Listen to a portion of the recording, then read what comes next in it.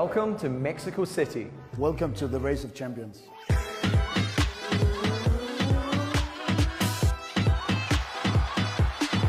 Ándale, ándale. Bring on the noise. This is Rock 2019. Hola, buenos dias, and welcome from Mexico City. We are down Mexico way for the Race of Champions in 2019, where today 20 drivers will battle it out to be crowned the champion of champions.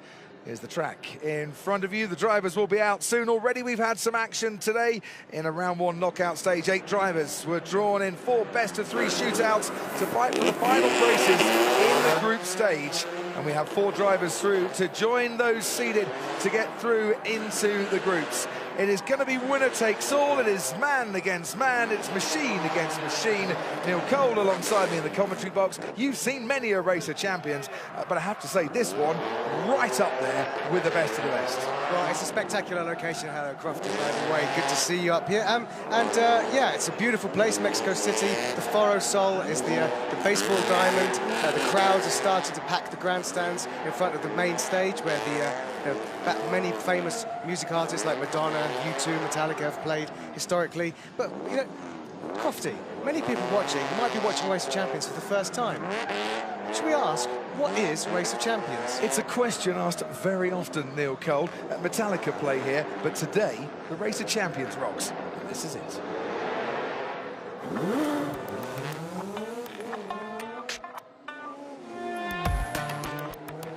So Race of Champions then, a round one knockout stage. 8 drivers drawn in 4 best-of-3 shootouts to fight for the final places in the group stage. All the major disciplines of motorsport. This is a truly unique event. There's no other event in the world where we get to compete and share stories with drivers from other disciplines. Great circuits, great stadiums, many fantastic locations all around the world. It's always fun, there's always lots of action, and it's always a great show.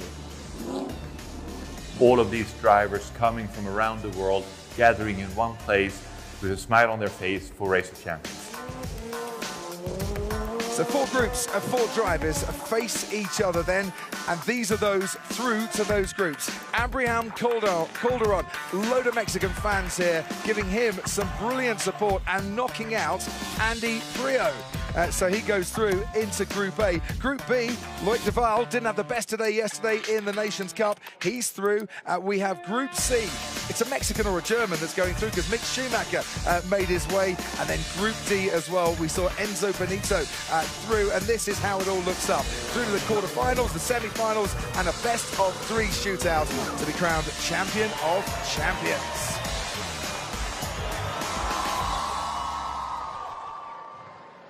Someone's going to be spraying some champagne around today. Will it be David Coulthard again? He is the reigning champion of champions. Yep. And I know he says he's in retirement, but I rather get the feeling he comes out of retirement for this event every year. Well, this is the lineup for Race of Champions coming up.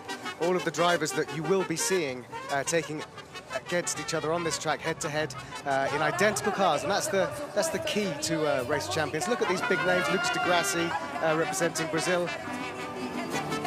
He was a big surprise. Yes, lots of people impressed with Award yesterday. Joseph Newgarden, biggest guns, I think, in the Race of Champions, but he didn't flex his muscles yesterday very much. Memo Rojas, Pierre Gasly, a rookie from the world of Formula One. David Coulthard is not a rookie. Sebastian Vettel has reigned supreme in the Nations Cup, still to become champion of champions for a second time because he won it in 2015. Mick Schumacher on his debut here. I think he takes Rookie of the Year award so far already. Yeah. Esteban Gutierrez really enjoying himself. Tom Christensen doing some dad dancing. Now, it's very impressive to see Tom Christensen winning again for the Rock Nations Cup yesterday, but he's always a bridesmaid in terms of the Race of Champions. Will he do it today? That man won Dancing with the Stars. Elio Castroneves, he's got rhythm. And we can do the floss. Wow. Very nice, Johan Christophersen. I've never seen Johan do that before. The Mariachi Band giving a great entrance to our drivers. And the last one there, James Baldwin, of course, yesterday's E-Rock World Finals champion. So he's the sim racer who won the Invitational to get here qualified and has made it to the final. But so these were the qualifying races, and this qualifying race 1. It was a best-of-3 shootout for this. As you can see, the drivers on the track, and it was to be Abraham Calderon, the Mexican, going through and taking it. I was actually watching in some of the VIP boxes. There was a whole host of Mexican fans right underneath me cheering wildly, and the Mexican support here has been absolutely brilliant. Loic Duval and Helio Castroneves for the right to go through into Group B. You kind of fancy Helio Castroneves, he's got the experience, but it was Loic Duval who, as I say, didn't have the best time yesterday going through in Group B. That's Abraham Calderon, as you can see. Loic Duval on the track in, I think, a car that the drivers are finding absolutely beautiful for this track in the Voul. Pierre Gasly watching on as his compatriots went through his paces. Both Frenchmen here for the first time competing in the race of champions. Mick Schumacher out on the track. And Mick Schumacher, what do you say about a man that survived immense pressure yesterday, taking part for Team Germany, and came through it absolutely superbly, getting through to the final, just missing out on a debut Rock Nations Cup victory. He was up against Memo Rojas, and a very happy man to go through. So it's Germany against Mexico in Group C. And then we've got the sim races, Neil. James Baldwin against Enzo Benito, who has been doing a little bit in cars for real, and it showed. yeah, definitely. Enzo's, since he winning the inaugural E-Rock last year in Riyadh, he's actually had quite a lot of seat time, so he's a little bit more experienced at driving a real car, and it showed. The progression from simulator to race was close, but in the end, it was Enzo who qualified to be in the groups. So there you are. Calderon beats Priaulx Duval against Castroneves. Schumacher, Benito through. So this is the scene then. Beautiful sunny day here in Mexico. Touch of chill in the air as we came to the track this morning, but the sun very much out now and warming us all. Group A looks like this. David Coulthard, the reigning champion of champions. Tom Christensen, who won the Rock Nations Cup yesterday along with Johan Kristoffersen. Pato O'Ward, as we mentioned, really impressing yesterday, and completing the Group A lineup, Abraham Calderon. And without further ado, race 1 is pulling up to the line, and it's a pursuit style, so they can eyeball each other as they watch for the lights to go green. So I had a chat with David Coulthard. I said, how are you feeling today? Are you fitting up for this? He went, yeah, my good leg and my good eye are in fine working order, and we should be okay. And away we go then, and a very decent start from both drivers into a very tricky turn 1 for Pato O'Ward, and it looked tricky as well, Neil, as he made his way in there. You can, I think, do too much into turn 1, not find that rhythm, and start to find yourself on the back foot very, very quickly. And the first matchup is in the rock cars, which a lot of the drivers find the easiest way into this track because they can throw it around, it's quite small, and they don't have to carry a passenger. So, crossing the line then, David Coulthard is ahead, but by how much? About 1.6 seconds. That's about par for the course, I think. Yeah, so yesterday, if it was about 1.5 seconds, then it was going to be a close finish. So that's the split time. They both do exactly the same distance. One just starts halfway around the lap, if you understand, and they pursue all the way around. So the next time they cross the line, we will have a winner of the first race of Race of Champions. Mexico against Great Britain, guess what? Mexico have taken it. Pato O'Ward, the youngest competitor in the Race of Champions, wins by a whopping 1.3 seconds. So maybe Coulthard's good eye and good leg weren't in quite the working order, and the defending champion beaten in the first race. Doesn't mean he's out, of course. He's got 2 more races to salvage his Group A standing. But yeah, ruffling a lot of feathers, Pato, isn't he? He was very impressive yesterday. I think this weekend at Race of Champions will do his international reputation no end of good. Oh, absolutely. Indy Lights champion, of course, but impressed in the main event also at the end of last season. Well, he took on Johan Kristoffersen in a couple of races yesterday, and in a rallycross car, which is Kristoffersen's territory, managed to lose by only about 1/10 of a second, which was a sensational performance from him. So the next cars that we will see competition in are the KTM Crossbows.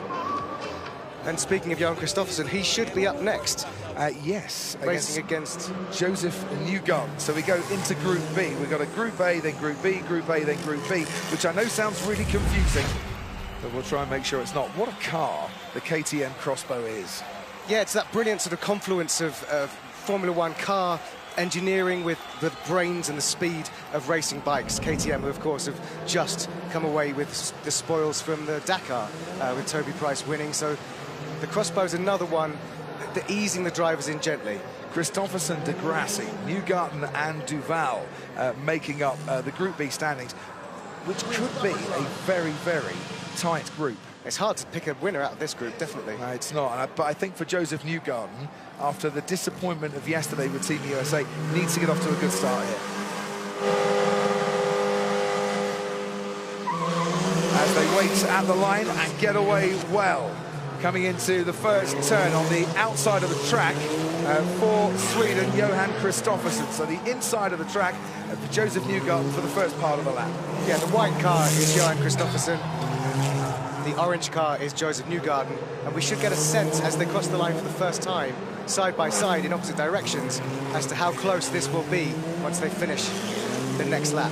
As they cross the line there, Kristoffersson with the advantage, and a decent advantage it is too. So Newgarden's got it all to do, and he's hustling through that first turn, really giving it everything he can. Two passengers alongside our two drivers as well, plucked at random and getting the ride of their lives on this Race of Champions track. And if you can try and thread a straight line through the S's, just there as Johan Kristoffersson is doing, you're going to do very well. It's Kristoffersson that takes it, and in the end, nearly 2 tenths, only a couple of tenths in it. Amazing. So at the split point, it looked like Newgarden had a lot to do, and he did it. The second half of that race, he really pulled it out of the bag. But Johan Kristoffersson is a master of precision, and a lot of track time yesterday because, of course, by getting to the final of and then winning the Rock Nations Cup, that just gives you extra time on the track. So you learn exactly where you need to be loose, where you need to be tight, what the barriers that you are looking out for on the outside of a corner. And sometimes when you can oversteer into a corner, sometimes you can hit the barrier on the inside. We've seen that in the Stadium Super Trucks as well. But everything that Joseph tried to do in that, couldn't quite pull it off.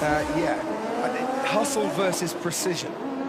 I'm not quite sure what works out best, but on that particular occasion, the precision was it. The Rock car, the Rock buggy, call it what you wish, made its debut in 1999 at the very first, second Race of Champions, and it's been an absolute favourite ever since, hasn't it? Yeah, definitely. And of course, bearing in mind that in Gran Canaria, the origins of this competition was among rally drivers. So of course, when this came into the stable in '99, the rally drivers loved it. And now the race drivers love it too. It's the original concept of Race of Champions. Who's better, rally or track races?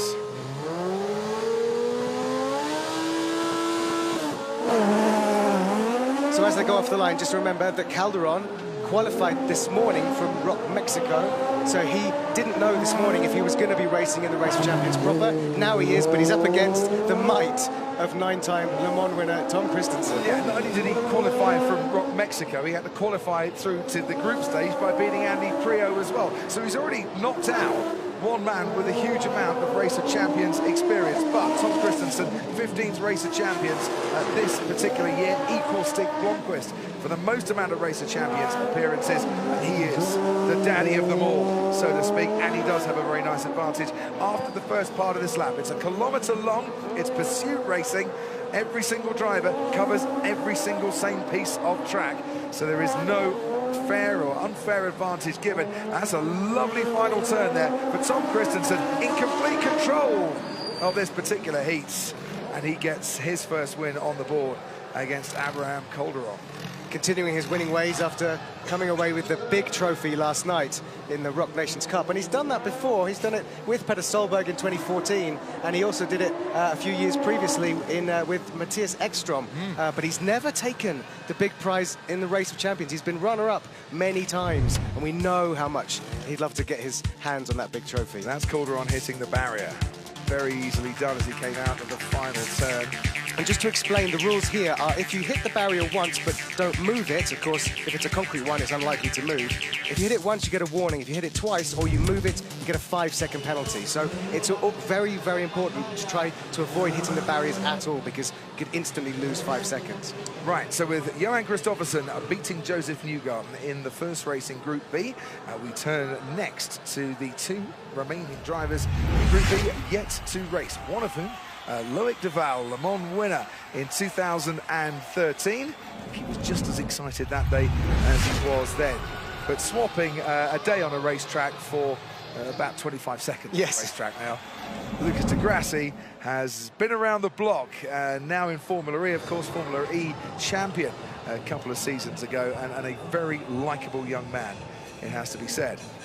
Very likeable older man. So just to give you context, if you're watching Race Champions for the first time, that's Tom Kristensen in the car changing area. So he'll come through to where the drivers gather to watch. So there you'll see that's where all the helmets go. There's Johan Kristoffersson, his teammate from yesterday. There's David Coulthard on the phone. So they hang out there, they watch the screens, they watch the racing, and they really care, Crofty, because this morning during warm-up, Johan Kristoffersson was timing people's laps out there. He wasn't, you know, just having a coffee and a croissant. He had his phone out and he was timing people's laps. They really, really want to win. When the helmet goes on, this is a proper competition.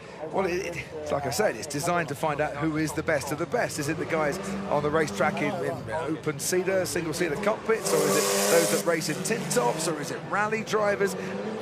Motor racing is one of those sports we rarely get a chance to pit drivers in different disciplines against each other. That's why the Race of Champions is such a brilliant idea. Frederick Johnson and Michel Mouton coming up with the idea so many years ago, and to this day it remains the one true test of drivers from all different categories coming together for a weekend of motorsport celebration. The first time we've had it here in Latin America and in Mexico, and Mexico has hosted a brilliant weekend so far. So it's France against Brazil, Duval against di Grassi. And in the near ground there, it's Lucas di Grassi with the Brazilian flag on his white KTM crossbow. And away he goes and towards the far side of the stadium. And at this point, neither driver will know who's got the upper hand. We're in the early stages. It's pursuit racing. It's only when they cross the line for the first time they get a rough idea of how well it's been going. But the idea, Neil, is not to panic at any stage. Yeah, of course. And because these guys have got wily heads, and they're actually teammates, of course, in Audi for endurance racing, they kind of know each other quite well. So I don't think they'll get easily spooked if they come across the line and they're slightly staggered. They'll know to keep a level lid on it, because endurance, even though this is only a 1-minute race, they know how to pace themselves. They certainly do. Right, 2 more corners to go for both drivers. Looking quite tight, this one. We're watching the checkered flag, and we are watching Loic Duval take the victory by half a second from Lucas di Grassi. So Duval and Kristoffersson, the winners of the opening races in Group B. Team Germany watches on. So 2 rookies flanking Sebastian Vettel there. That was interesting. Pierre Gasly on the left. I was talking to him this morning, and he says what he loves about his first attempt here is actually driving cars that he would never dream. He's never driven a rallycross car before, so he's actually thinking about speaking to some of the providers of the cars to get maybe a ROC car or, you know, one of the buggies back to his place in France, because he just thinks they're so much fun. So it's a genuine eye-opener for these young Formula One stars. He's got a whole season, Pierre Gasly, ahead of him driving a car he's never driven before, of course, given his promotion from Toro Rosso up to Red Bull after some excellent performances last year, Bahrain especially, and showing everybody what a talent he is for the future. The 2 Audi drivers, di Grassi and Duval, congratulating each other on that particular heat. And that's how it stands in Group A, with Pato O'Ward and Tom Kristensen taking victories over Calderon and Coulthard, but they'll all play off against each other. Plenty of time for the Mexican and the Brit to come back. Warming off now. And in Group B, Duval and Kristoffersson beating di Grassi and Newgarden. Like I said, early stages, plenty of time to get the victory on the board. Well, I'm Jenny Gow. I'll be down in the pit lane for you today, and I bumped into Tom Kristensen. Now, Tom, first and foremost, Team Nordic winning in the Rock Nations Cup yesterday. Do you have a little bit of a heavy head, or did you temper the celebrations? No, it's much better now. But I mean, you know, a little bit of medicine, some coffees, and I got a very nice bus ride with everyone. So it was good, and it didn't turn out as bad as predicted in terms of room keys or people trying to take me and Johan away, or trying to put some different things in our alcohol. But we got several tequilas, but I think it's all out of the system. And the warm-up, we all got tested like we were really below the limit. So it's all the road and safety, everything is okay. But for sure, I felt yesterday much better. But I think it's a bit the same for definitely half of the field were there partying to well over midnight. So it was good. Clearly I was not. TK, just tell me today, how important would it be for you to win this? Because, you know, you've done well in the past, but the champion of champions, that's the thing, isn't it? For sure, I mean, for me, they are both equally the same. And speaking, I actually to Vettel yesterday, he said the Nations Cup is really so nice as you are two around it and you work together. And this is what I obviously like very much for Le Mans, when you work with your teammate close by. And that I think they are both quite equal. But it's true that I have not succeeded in winning. I think I've been in the final 5 times and obviously lost all 5 times. But like Vettel rightly said, they took a lot of wins to get into the final. And I'm obviously proud of that. And I think last night they didn't like me so much due to yesterday, I guess. And I think if I get luckier today, they will really, really hate me. But for sure, I drive a bit more relaxed today than yesterday. It's nice to get a trophy and to win with Johan. So that's the nature of it. Of course, when I jump in the car, I like to do good, but I feel relaxed, and it was nice to get a win against Abraham Calderon, the very light and strong Mexican.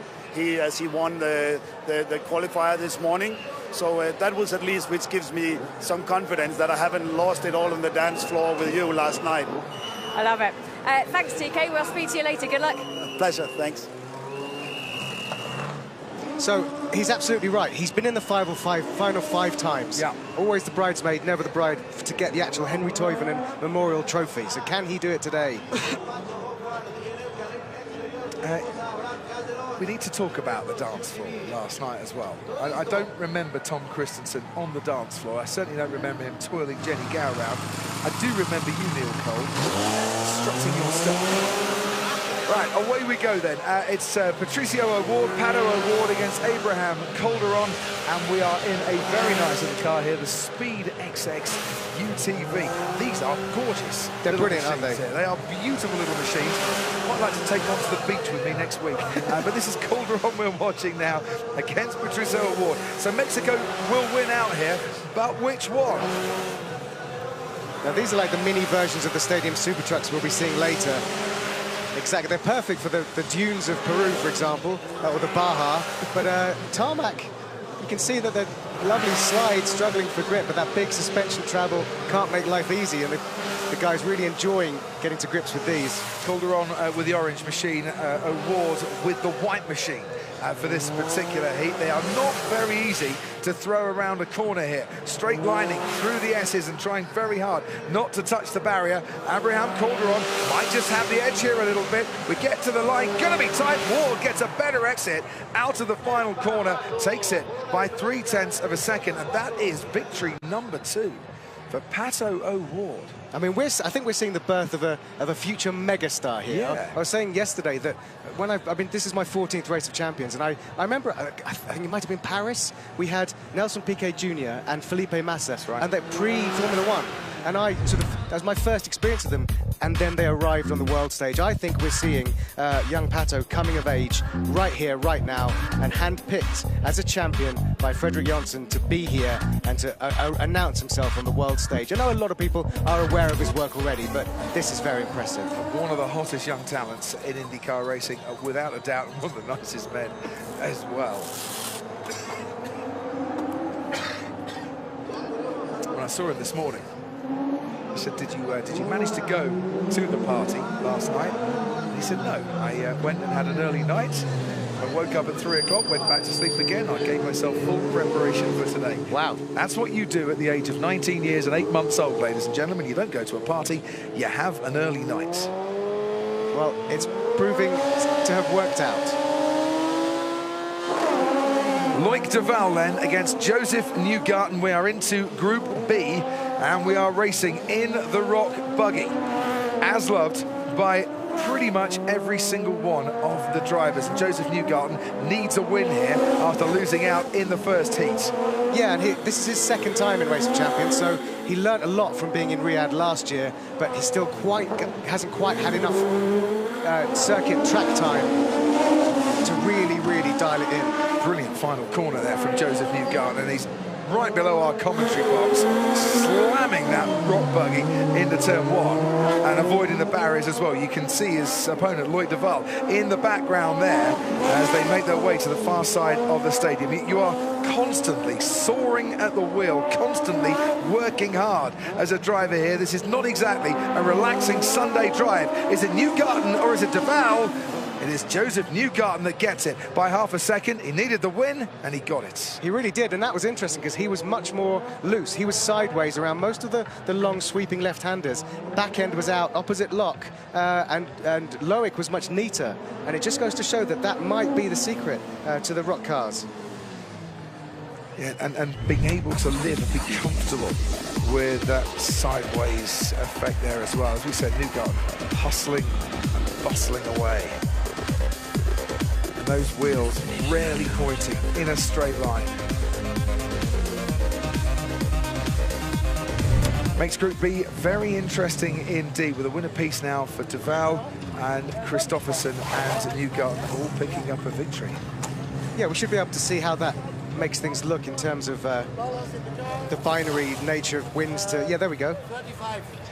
So this Group A... Wow, look at who's leading it. Pato O'Ward. Amazing. With a couple of the wins, but that does open up. Kristensen Coulthard, I think, could be a very interesting battle coming up in a few moments. And much more open in Group B, with only Lucas di Grassi yet to get a win on the board. Let's head down to the pit lane. Jenny Gow is down there for us. Who's she found now? You are the man of the moment, Pato. Well done, 2 wins out of 2, and apparently an early night last night might have helped. I wanted to go to the party, but I was planning to take a power nap, but that power nap extended to over like 7 hours, so didn't get to see my friends at night. But I was tired, and I said, you know what? Yesterday I ended up hungry for that final race, so I want to make it to the finals today and hopefully get that win. So I'm hungry for it. We are keeping an eye on you. Thanks very much. Go have another power nap. Don't oversleep though. Okay. Thank you very much to everyone tweeting in from around the world. Matt White Racing. Somebody please tell Crofty that Newgarden doesn't have a T in it, for Pete's sake. I know that. You're used to commentating on Germans. Yeah, Newgarden. Yeah, it's getting me T's and me D's all mixed up. Group A, race 4, Coulthard versus Kristensen. This we are looking forward to.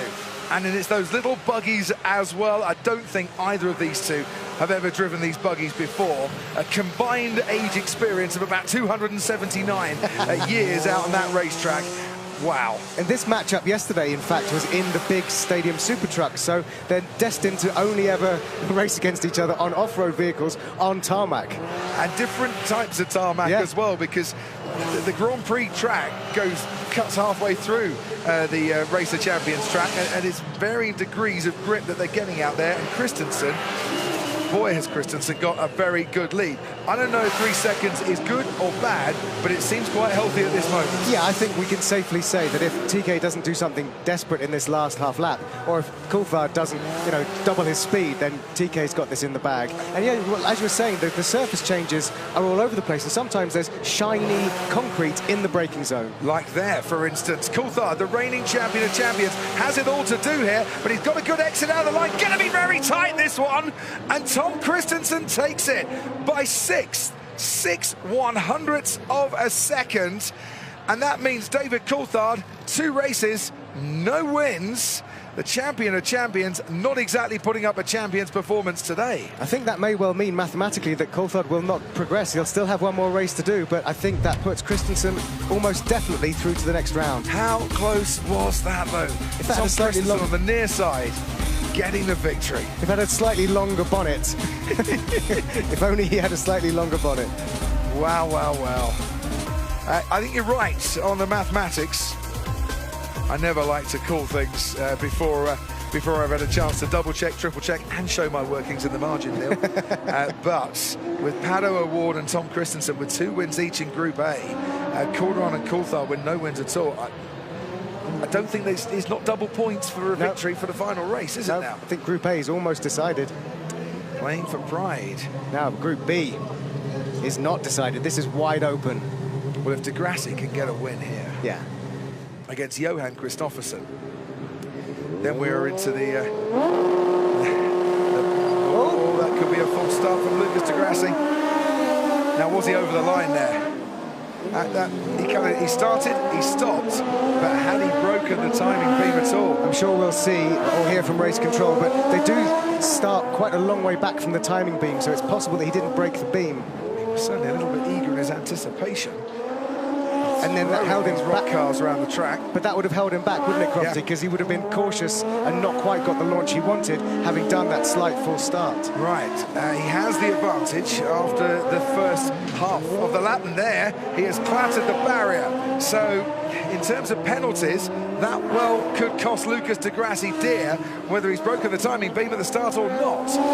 So that's moved the barrier, and I think if it's moved considerably, race control can hand him a 5-second penalty. So we'll find out very soon whether, even if he crosses the line first, if he's got a penalty.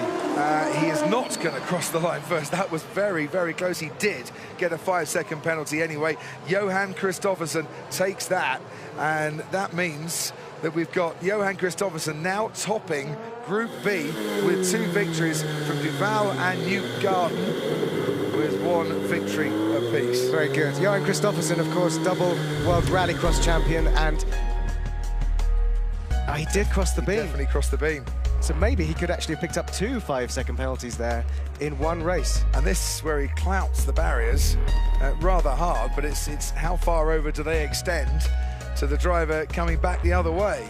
But it just goes to show a man of Lucas de Grassi's caliber not quite able to get to grips with the format and the track. Shall we say, not the most electric performance from the former. I like it. Champion. I like it. There was another one recharging his batteries last night. It's great to see Johan Kristoffersen. He listens to every tiny piece of advice, whether it's the guys preparing the cars or the guys marshalling the tracks. He takes it all in, and then it turns into milliseconds, tenths of a second, in every time he races. Yeah, that's how close it was. That was just how close it was. Apart from the penalty. Yeah, breaking the timing beam, hitting the barrier twice on that one. I wonder if Genio managed to get hold of him and see what kind of excuses he comes up with. Well, some of the drivers were saying in the Stadium Super Truck, very, very difficult to actually see when the cars are on 3 wheels. Haven't got that excuse in some of the other cars. Back down to Jenny. Well, and down here on the podium area, which during the racing's converted into a bit of a driver lounge, you can see some of them just relaxing in the sunshine. Esteban Gutierrez representing Mexico in your home race of champions. How does it feel to be here? It's great. It's my first time, so and I'm really surprised. I'm enjoying a lot, especially the atmosphere that we have here, the time that we can spend together as drivers between different categories. So it's a nice opportunity to catch up and have fun and compete between each other. How hard is it just watching on? You're in the last group, so it's a little bit of a wait. Yeah, it's a little bit of a wait. Since I did the warm-up to when I'm going to be actually racing, but it's going to be exciting. I'm ready. I'm here representing my country, and I'm looking forward to fight for the victory. Yeah, the crowd here have been amazing. Yesterday for the Rock Nations Cup and today again. It must be so special racing in front of this crowd here. It is, and it's great. I mean, the fans are the ones who make the difference to have such a great event. Yesterday we were able to fight for the 3rd place. We just missed about half a tenth to be able to get into the last round, but it was exciting and quite competitive. You're in the same group as Pierre, who's just sat next to you. Which one of you is going to get the better of this? Who's going to win the group? Me. We'll see. He has the crowd with him, but I'll do my best, and I think it's going to be tight. We have a pretty good group, right? Yeah. So four really good. I mean, all the drivers are super fast, but now it's exciting and it's good to have this like competition spirit and a bit of adrenaline, and that's what we love as a driver. So. Good stuff. Good luck, guys. Thank you. I dare say Esteban Gutierrez enjoying racing at the Race of Champions here in this stadium more than he did when he raced in the Mexican Grand Prix in Formula One. He had a wretched weekend that weekend. So here's Group A. And David Coulthard, the champion of champions, gone out and will put his feet up after his final race, as will Abraham Calderon, Christensen and O'Ward, no complaints about that going through. Christopherson, meanwhile, and Newgarden heading up Group B, but still all to play for. Loic Duval very much in the mix there.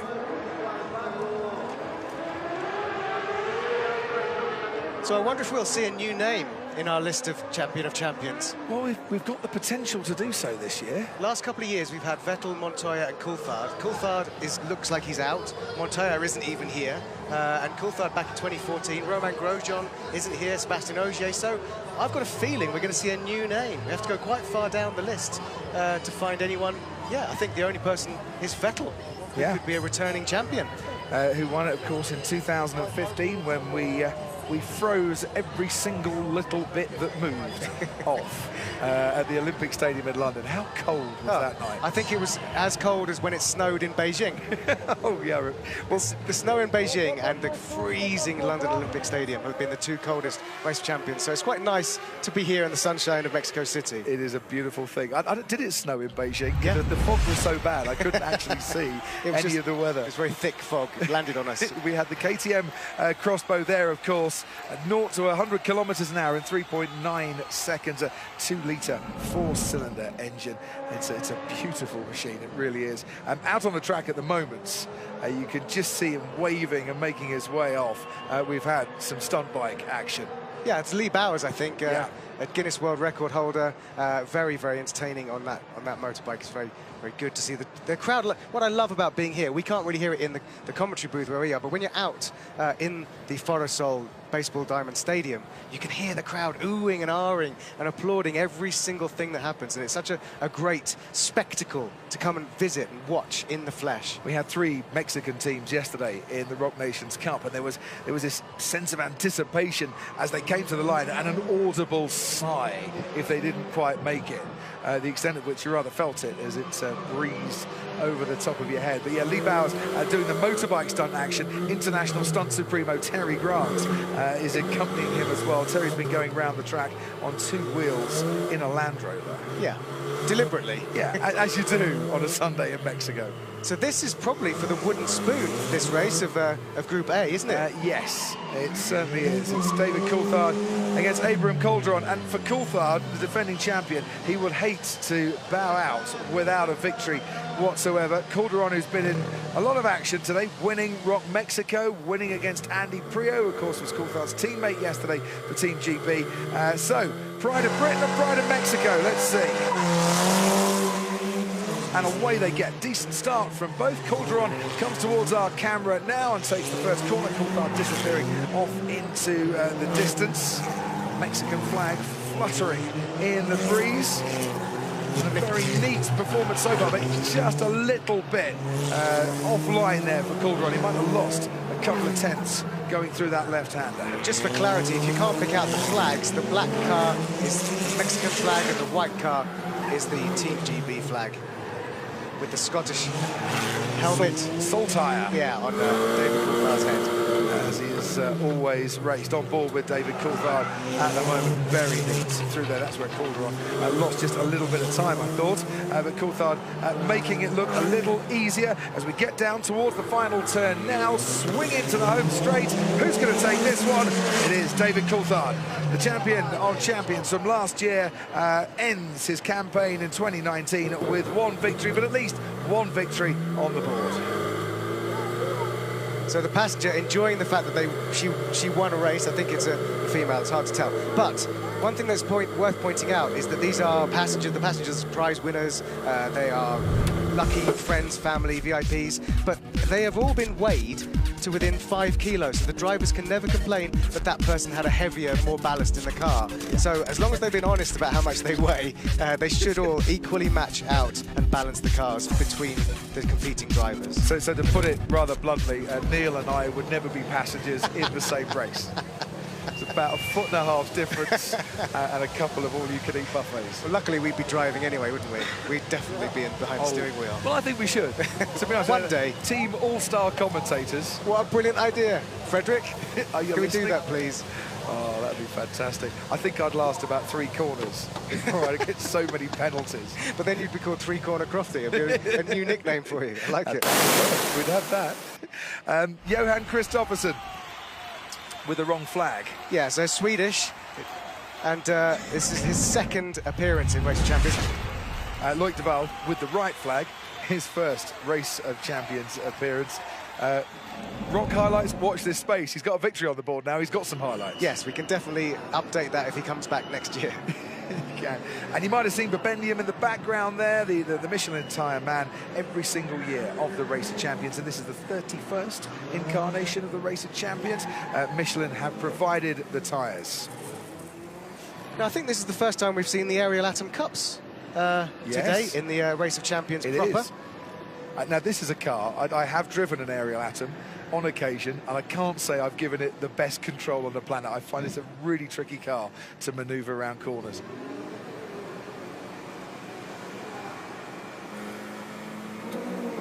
Intently staring at the lights, Duval and Kristoffersson, and Duval in the orange and black Ariel Atom, Kristoffersson in the whites for this particular heat.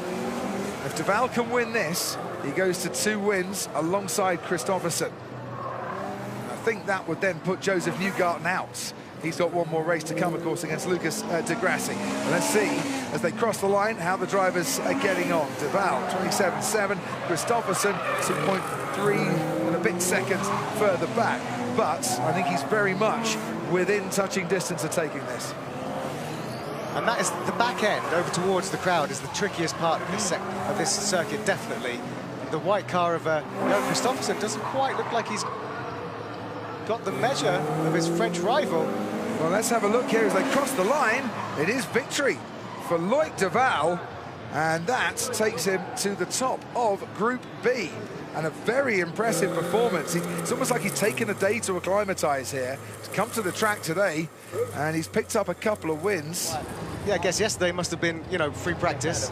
Today's qualifying in the race. Yeah, leaving it to the best possible time to pick up those wins. But I think that should also put out, and that was the conversation that was taking place with Ryan Hunter-Reay and the boys on the podium, that might put Joseph Newgarden out. Yes. He's got one more race to go. What happens if there is a tie-break? If it's 2 wins apiece, Neil, how do they decide that? Well, there was a Rock Factor skills challenge. There's a skip pan where they have to do like an auto test series of manoeuvres. At the time, I believe that they set in that will be used in the event of a tie-break. I think that's how it's going to work. So if, for example, Kristoffersson and Newgarden were to finish on 2 wins apiece, then they'll decide using those timings that they've already achieved. So what we need is a list of tie-break times.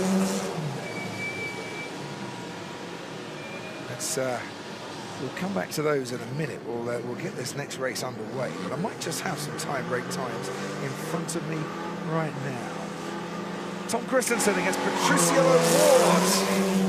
Here we go then for the right to top Group A. Will it be the most experienced and eldest of the drivers, or will it be the youngest driver here this weekend? And what a brilliant matchup, and look at how much Pato is working that steering wheel, soaring at it, absolutely throwing it around. These things aren't designed to always be slightly out of control, but that is exactly how you have to drive them. Having spoken to the drivers, you've always got to be on the edge. To put it simply, this is the racing equivalent of Harry Potter against Dumbledore. Yeah?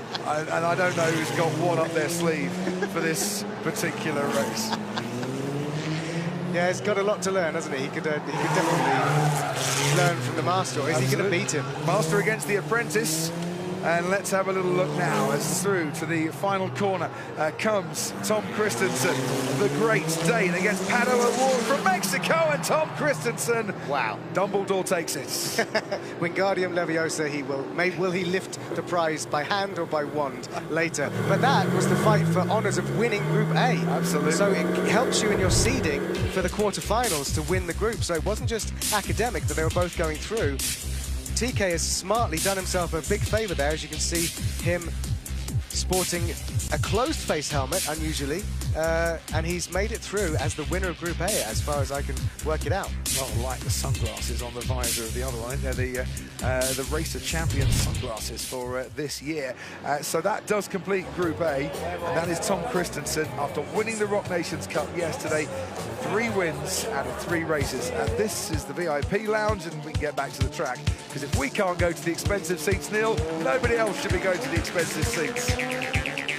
But Group A, some brilliant action featuring Tom Christensen, bags of experience, David Coulthard, bags of experience, Christensen getting on to the perfect start and carrying on with the perfect races as well. Coulthard never got it going. And this little recap is great to see, because you immediately see just how different each car is, each race is, each line is through every corner, depending on what set of wheels you've got under you. And it's that is the unique appeal of Racer Champions. And I can tell you that very soon we are going to see the Rallycross car, the supercar lights. They're pulling into the paddock, the car changing area. So as we move to the next group, we're going to see more cars for these drivers to get to grips with. Brilliant action from Group A. David Coulthard, the defending champion, out.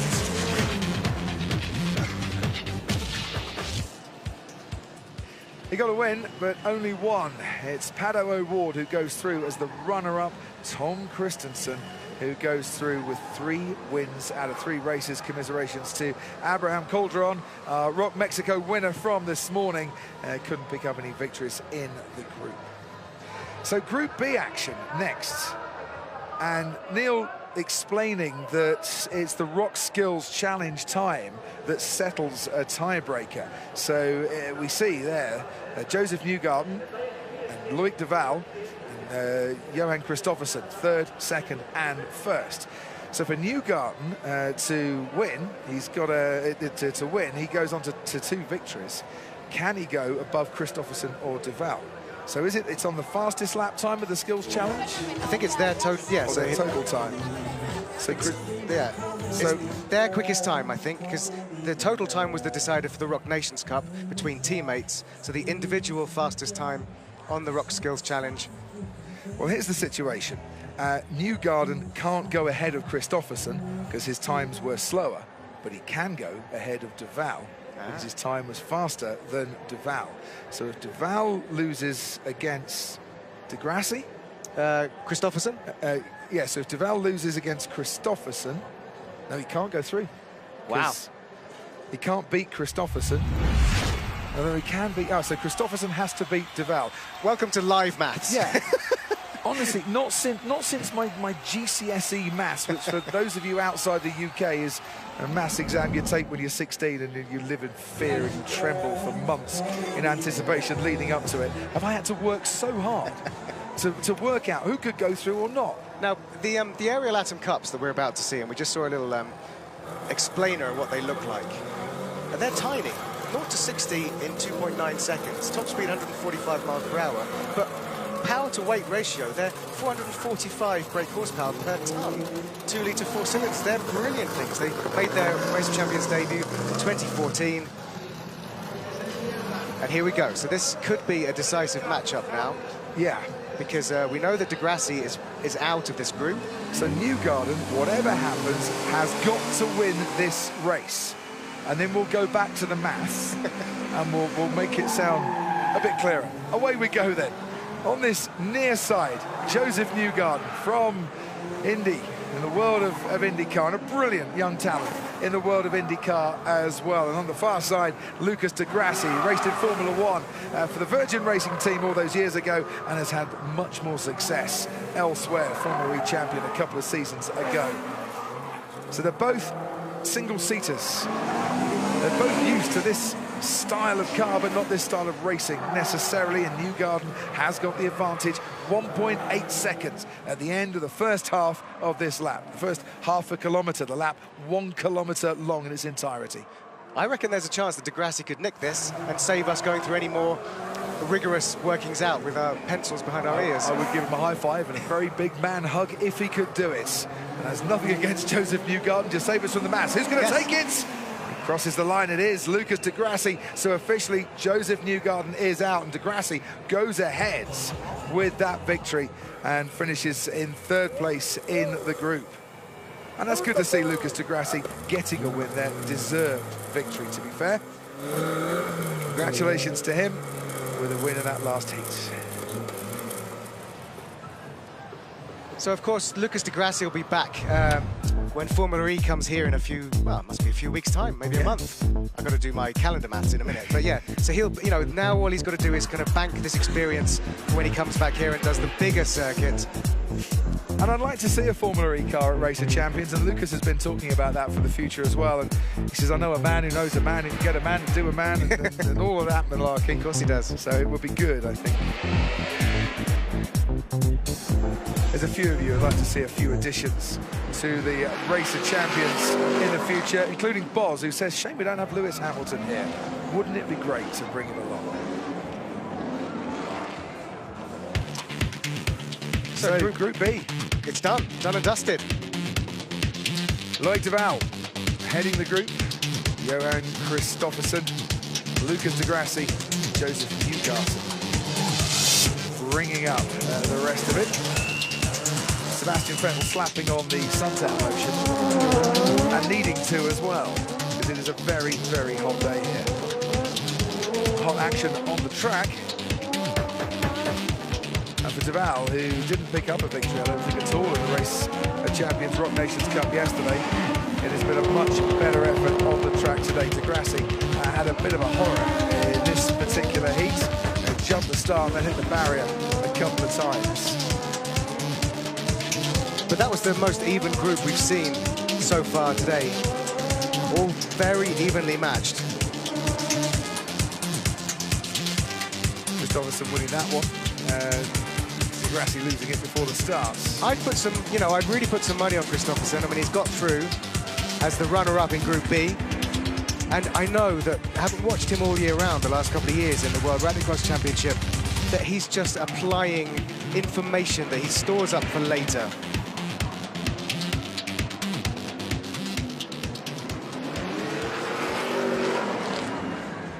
So the action trackside has resulted in Kristoffersson heading up Group B ahead of Loic Duval. Kristoffersson last year winning, what, 11 out of 12 events, I think, in World Rallycross. I'm with you, one of the big favourites here today.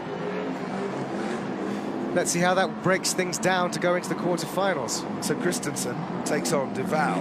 Kristoffersson against O'Ward, wow, which we saw yesterday a couple of times, and they were so close. Kristoffersson had the advantage. Coming back today, though, do you fancy Pato O'Ward's chances? A lot of people will. Impressive as well. 2 rookies making it through to the quarterfinals already. Absolutely. The top half of the draw. Stadium Super Trucks out on the track giving an exhibition. Yeah, so I think Robbie Gordon's giving us a little demonstration there, obviously fresh from the just about being able to shake the sand out of his racing boots from the Dakar in Peru, and he's doing a lovely demonstration. So that's the noise you can hear, that massive V8. So these Stadium Super Trucks, they seem to go around on 3 wheels. They're like a supermarket shopping trolley, it seems. Or no wheels at this point. Yeah, no wheels.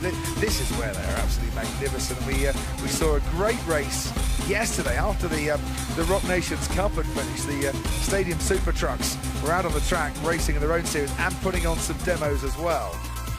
And I think there was a competition between Robbie Gordon and Terry Grant to see who could go furthest on 2 wheels in their own particular car. Terry at breakfast this morning was like, yeah, I'll beat him. I'll beat him. I feel better about life now. So we've mentioned, because we were doing some maths, what about the Rock Skills Challenge. Let's look at it and what it actually involves. But not necessarily trying to drive as fast as you possibly can. It's keeping your car under control at all times. Now, I tried this when the Race of Champions came to the Olympic Stadium in London, Neil. I tried this, and I took Daniel Ricciardo out for a spin in, I forget what car it was, but halfway through he was looking terrified, and by the end he couldn't speak because he was laughing so much because I was so utterly appalling. That bollard there, I bashed that out of the way. I didn't even begin to try and attempt to go round it. But this is very much in the spirit of, you know, the sort of Ken Block Gymkhana.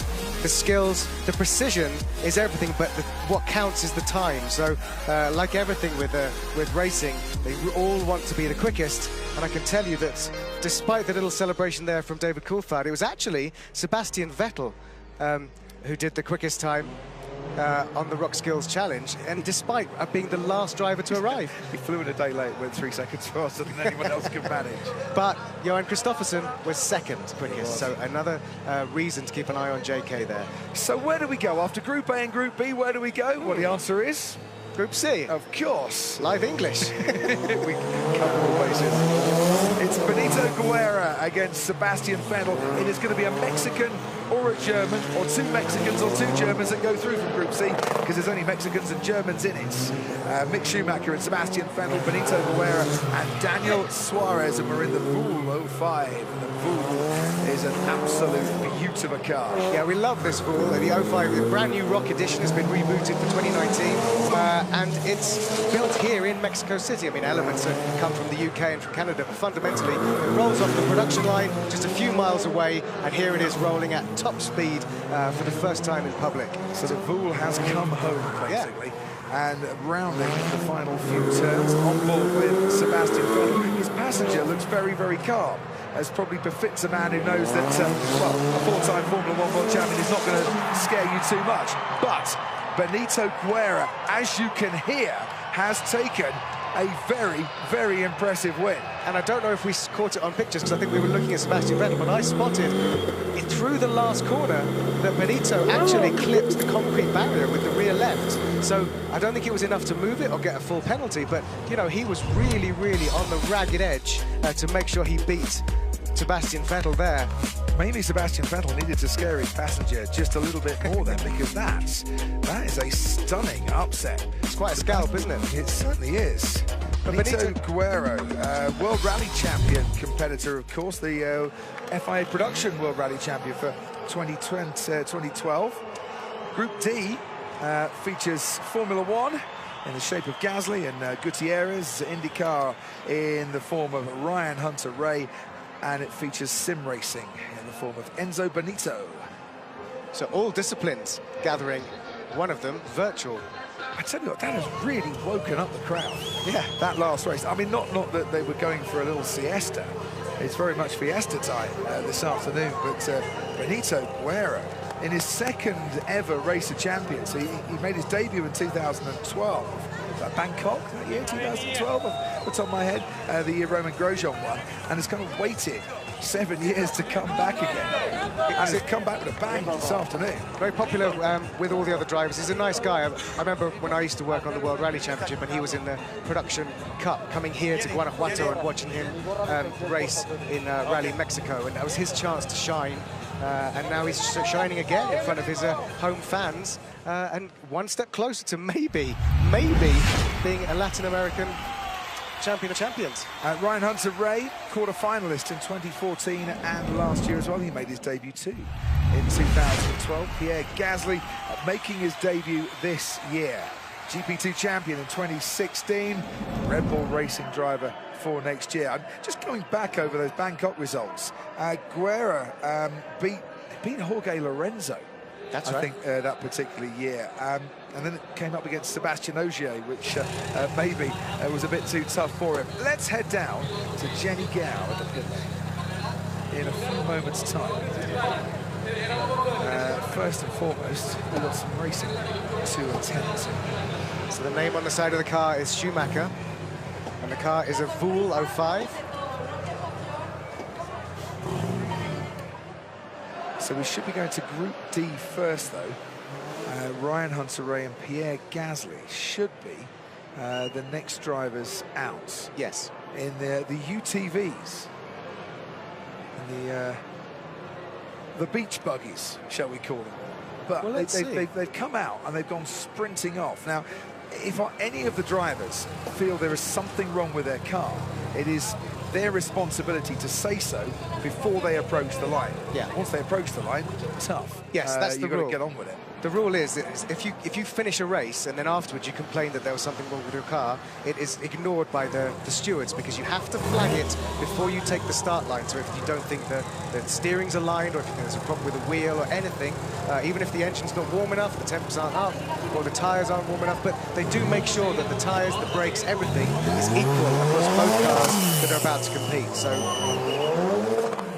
So I think with the UTVs still in race in the paddock and pit lane area, we're going to actually go with Mick Schumacher and Daniel Suarez, I think, but we'll find out. Well, the reaction down here in the stadio, amazing. Benito and Carlos Slim, what a team and a duo beating Sebastian Vettel. That was phenomenal, and the cheer. Brilliant first job. Yeah, it's fantastic to be here, supported by all the Mexican fans. It was a lot of pressure to drive in the Bull. That is the fastest car in the Race of Champions, and at the same time competing to Sebastian. That is, I think, the most fast driver in the Race of Champions for the last years, and with the pressure that Carlos was going with me in the car, so I couldn't get any mistake, and I'm really, really happy with this victory. And Carlos, you're obviously his lucky charm. You're going to want to go out again and again. But what was it like to be out there? It was amazing, particularly being with Benito. The lap that he did was amazing. The track is very nice. All the people here cheering for him. So it was very special, and he did a great job. Well done. Thank you so much. Good luck. Thank you very much.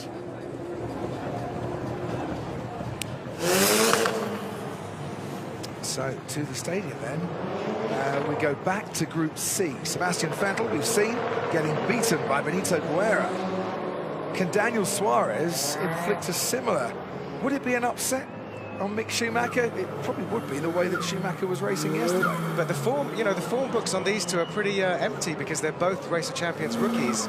But yesterday, Mick was very, very impressive, taking himself and Sebastian Vettel all the way to the final of the Rock Nations Cup and narrowly missing out. But he was better yesterday than Vettel was.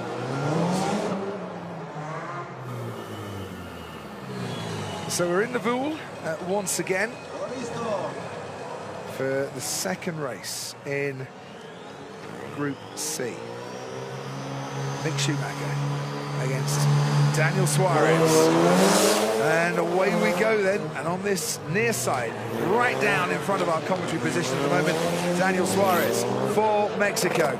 Imagine the cheers if Mexico can make it 2 wins out of 2 in Group C from the opening couple of races. Just looking out the commentary box window, it seems at the moment that we're going to have the advantage for Daniel Suarez. But by how much as he crosses the line now?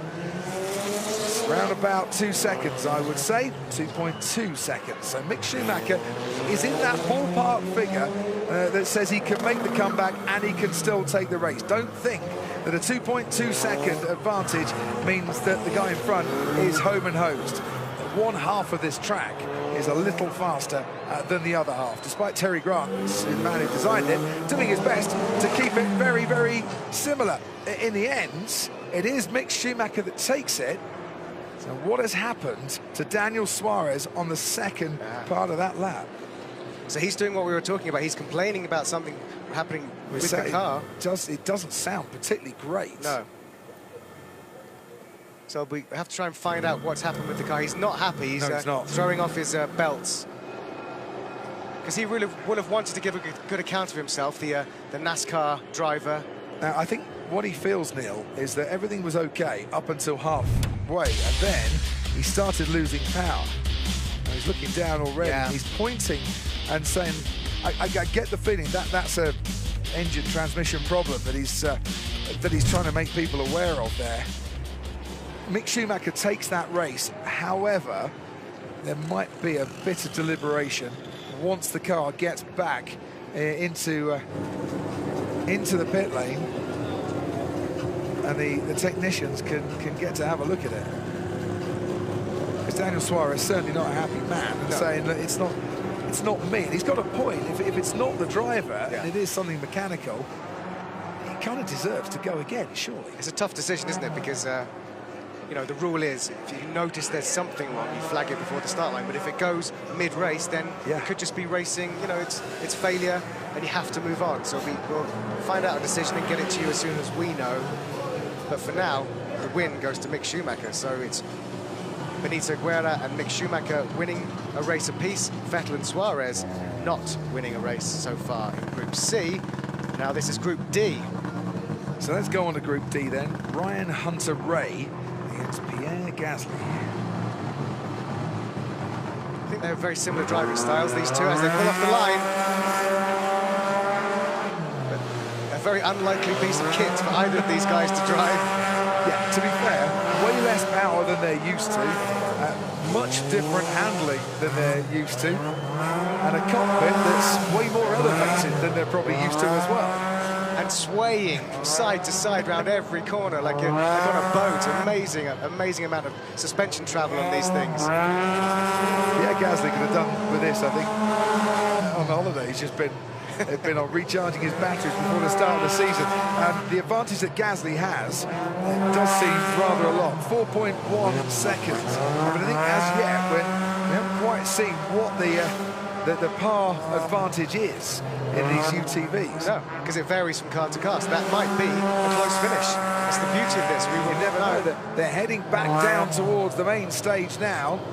And on that far side, I think Pierre Gasly does have quite an advantage. Crosses the line. Gasly's going to take this by a country mile. Wow. That's a massive win. Over 2.5 seconds over Ryan Hunter-Reay. You have to wonder if Ryan, made a mistake that we didn't see, or if there was an issue with the car, because that is a big victory for young Pierre.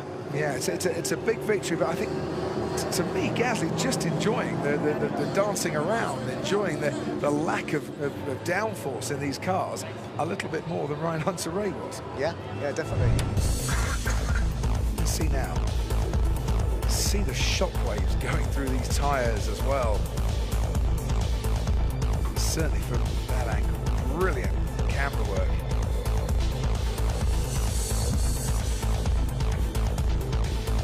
Honestly, I would take these to the beach, Neil, quite happily. I'm not sure that they'd let you.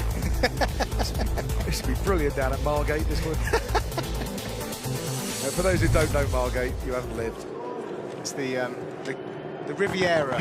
the British Riviera. But yeah, those these UTVs are run by Robbie Gordon Motorsport, so the same as the Stadium Super Trucks. They're very nimble, but they're just hard to control, as just demonstrated by Ryan Hunter-Reay. They're nimble. They're not known for their massively fast acceleration. They're a car that you need momentum. Yes, I would say. Yeah. You're not going to get it by putting your foot on the throttle. You're going to get it by just keeping the flow going. And especially, they're going to get you out of trouble if you're stuck in what they call a fesh in the middle of the dunes of Peru, which is what they're designed for. But a very different kettle of fish when it comes to the tarmac of the Foro Sol here in Mexico City, where we are in the middle of Race of Champions 2019. It's a unique selling point, that, for any vehicle, isn't it? Designed for the dunes of Peru. That is your tagline for only an advertising campaign. Only the finest dunes of Peru. We'll discuss it, we'll check. I mean, anyway, the next one will go, and then we'll check what he sees. Just wondering what Ryan Hunter-Reay was discussing there as well. So it does sound like he thinks there was a reason outside of driver talent that meant he lost that race. So the marshals will listen to them, and the guys prepping the cars will take on board what they say. So they'll go back and test, I guess, and see if there is a problem. And it has to be said, full credit to those prepping the cars for this weekend. This is not an easy place to come. I slowed down for it. I slowed down for it, he said. What did he slow down for? Did somebody... Did Pierre Gasly hit a bollard? Was there a yellow flag waving? Yeah, we'll find out. We'll find out, get back to you, because it looks like they may do a do-over, as I think the Americans call it. Yeah. Or as we call it, a redo? What do we call it? Restart. Restart, yeah. Rematch. So we may see another rematch of at least one of those races, but of course this thing has to work by like clockwork, so someone has a difficult decision to make. If we go back, it might break the system. Don't want to do that. No, as I was saying, fair play to those prepping the cars, getting the cars ready. This is not an easy place to come to go racing. We are very high altitude here. It's somewhere in the region of 22,000 feet. It's on a par with an alpine ski resort, Mexico City. Although you wouldn't know it standing in the middle of the city. You don't think, oh, unless you're going for a walk and then you're out of breath. Let's see what we can see from Brian Hunter-Reay's lap. If we manage to follow him the whole way around, we'll see why he slowed down. We can hear, we overheard him saying that he slowed down for something. I'd rather get the feelings on the far right-hand side of the stadium. So approaching the part now where he said he slowed down for something.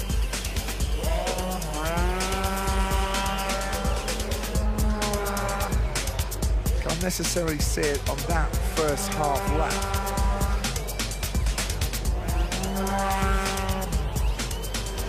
If you spot it before us, feel free to tweet in and tell us what you see. But at the moment, he's about to cross the start-finish line for the first time. There's nothing gone wrong there. So there's still a flat chat here, so he hasn't pulled up yet. No.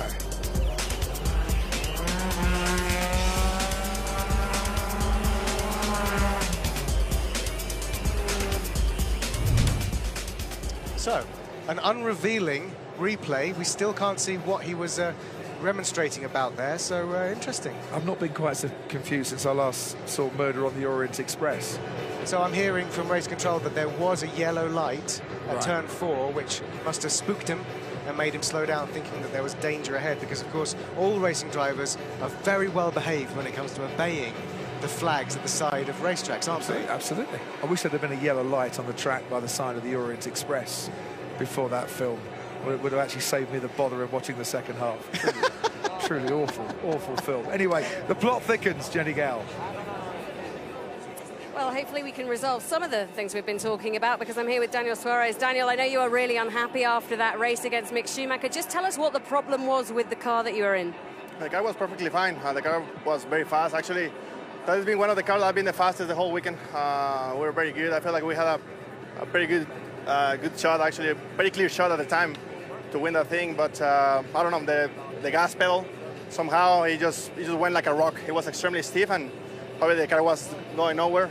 The car was, I don't know, something broke, and it was in a safe control or something, because he was doing boo, boo, boo, boo, and I couldn't do anything. So just very disappointed, because that could be the difference if I'm transferred or not, but it's nothing we can do now. I'm gonna go and try to kick their butt the next two. Very good stuff. Thanks very much. Not happy, no, but accepting the decision and just getting on with it. Enzo Benito coming up next. Very likeable young man. McLaren Shadow Project driver. And talking of likeable young men, Esteban Gutierrez. Time spent in his company is always worth the conversation. Now, interesting matchup here, because Esteban, of course, will have done many hundreds of laps of various circuits around the world at a very sort of expensive track day, you know, cost you the tyres, cost you the cars, cost you the engineering, whereas Enzo will have done thousands of hours of training, and all it costs is the price of the electricity and the computer that you're driving it on. However, Esteban has recently been brought back down to Enzo's level with the Mercedes team, doing more and more sim work for them. True. But they're doing it for real. This is not virtual reality. They are on the track. And away they go then. It's Enzo Benito against Esteban Gutierrez. Gutierrez, the more experienced driver, but Benito has been racing, GT3 I think it is, in some real life cars, not just to get experience for this, but to show that he can cut it with the rest of them. I think that's the point as well, to see that esports properly coming of age by the fact that they progress both ways, from sims to racing and from racing to sims, the lines being blurred. So, Gutierrez with the advantage here. Benito is only 3 seconds back. That I think is par for these vehicles. We'll try and We'll try and keep you a bit more up to date with which car is which here. Don't look at the flags, you won't tell the difference. Yeah, because the only difference is the eagle on a cactus eating a snake in the middle of the Mexican flag. The Italian flag just doesn't have that. It doesn't have eagles or snakes or cactuses. But here comes Gutierrez, round the final corner then. And he crosses the line. Boom, now, to win by half a second. Okay. You were hoping that I got that right then, weren't you? you actually flinched when I said, here comes Gutierrez. Yes, but that's you great. were trying to look at the flag. Gutierrez then smashing that one. And he puts the first win on the board in Group D, the last of the 4 groups of Race of Champions. So stamping his marker on that group straight away. We're still trying to work out with the Gasly Hunter exactly. Ray, yeah, whether that's going to be rerun or not. So on our timing screens, we are not seeing a result so far from Ryan Hunter-Reay and Gasly, so it may well be that is still under Stewart's inquiry and maybe rerun. Brushes the barrier there, but the man from Monterrey is the big cheese in Group D, Esteban Gutierrez with the win. This is Group C. So I'm hearing, back to Group D briefly, that we will rerun that race between Gasly and Hunter-Reay because there was an erroneous yellow flag, which Ryan responded to, so we will see that properly rerun again. That does make a lot of sense. But in the meantime, listen to that sound. This is the Rallycross Supercar lights. I love these cars, prepared by Sweden's Olsberg's MSE, and of course they are RX2 cars and America's Rallycross 2, ARX2. They've been competing all year. Single make series, but they are basically just a tiny supercar, just like the World Rallycross Supercars. These are a lighter They're a tiny bundle of acceleration and exhilaration, quite frankly, and they are bloomin' noisy as well. And most of the drivers love jumping into this because it's the most unlike most of the racing drivers, the equipment that they ever race in their day jobs. Really aggressive with them as well. Guerra against Schumacher. These two have had 1 win so far in their opening matches, or matchups, in Group C. And away they go then. Schumacher against Guerra. And that's a really nice tight turn there by Mick Schumacher, hugging the barrier around that left-hand turn. It's so easy. When Race of Champions, Michael Schumacher, so synonymous with so much success over the years here. Great to see that Mick has now taken up the baton. Great to see the drivers unfurling the banner yesterday. Keep fighting Michael on it. Seriously, very much missed. A legend of Formula One, not just at Race of Champions, but at every racetrack that we go to. Round the final turn we go. Schumacher or Guerra. On this near side, Michael Schumacher takes it by 4/10. That's particularly impressive because, of course, Benito's home ground, okay, Rallycross is different from Rally, but the Rallycross car is built in a very similar way, similar shell and similar suspension to a rally car, but these Rallycross cars, 335 brake horsepower, 4-wheel drive, made their debut in 2017 in Miami and are very, very popular among the drivers. And as we saw yesterday in the Rock Nations Cup, at the end of it, the suspension is good enough that they can get the entire team. It was Mexico versus the rest of the world. Both of these teams got everybody on top of the car, drove it around on a lap of honour, and I don't think it broke anything. Who was driving the car? It was Jan Kristoffersen was driving it for the rest of the world. Could he see? He leant out sort of Petter Solberg style and drove hanging out of the door. And he's tall enough to do that anyway. So, I think that win for Mick Schumacher there should take him through.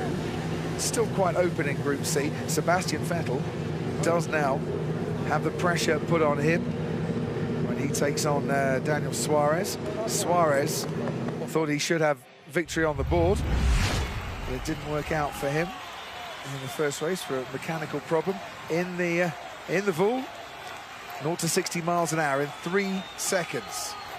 Only 695 kilos as well. So we saw these in Miami and then in Riyadh last year, but they've been improved. They've increased the speed, the brake horsepower per ton, and the car's engine capacity, which is good because, of course, at this attitude, they can test them because the production line is just around the corner, so they know exactly how to tune the engine to cope with the higher altitude, which means the less oxygen.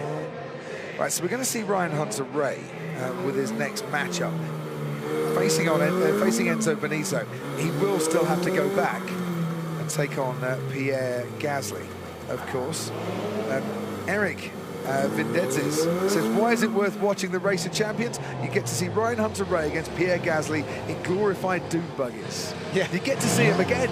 Yeah. It's even better for you, Eric. Here we go. The flags flash up.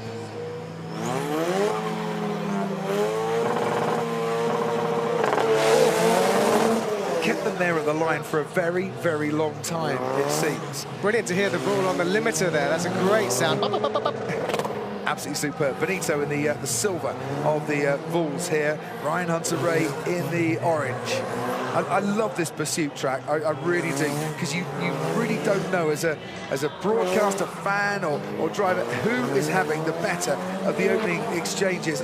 That though wasn't the best and neatest turn from Ryan Hunter-Reay that we've ever seen. That might just have cost him a little bit of time. Yeah, it was a little bit overcomplicated, that corner. There's a line through that final turn into the straight, and he didn't get that line. No, he didn't. So Enzo Benito, the sim racer, up against the star of IndyCar. Guess what? Virtually not in the picture, Ryan Hunter-Reay, when Enzo Benito crossed the line. That is a very, very impressive win. Vi, Enzo, Vi, that's very good. You'll imagine that Ryan Hunter-Reay would like to do a restart on that race as well if he were doing it at home on his simulator. I don't think he's going to get much of a chance to do that, to be honest. So do you think he was maybe rattled by what happened before? Or do you think these guys are such professionals they can apportion parts of their brain to not dwell on something bad that's just happened? He shouldn't be rattled, knowing that he's going to get the rematch. Yeah. He shouldn't be rattled on that one. And look, given that he's a former Indy 500 winner, he's a former IndyCar champion, Rookie of the Year at Indy 500 way back in 2008, and contesting this for what, the 6th time, he shouldn't be getting rattled. I don't think he was. We saw a classic example of how he overcomplicated one corner. He might have done that to a few more. So Sebastian Vettel climbing into the super light. As Enzo Benito climbs out of the car and has his first victory on the board.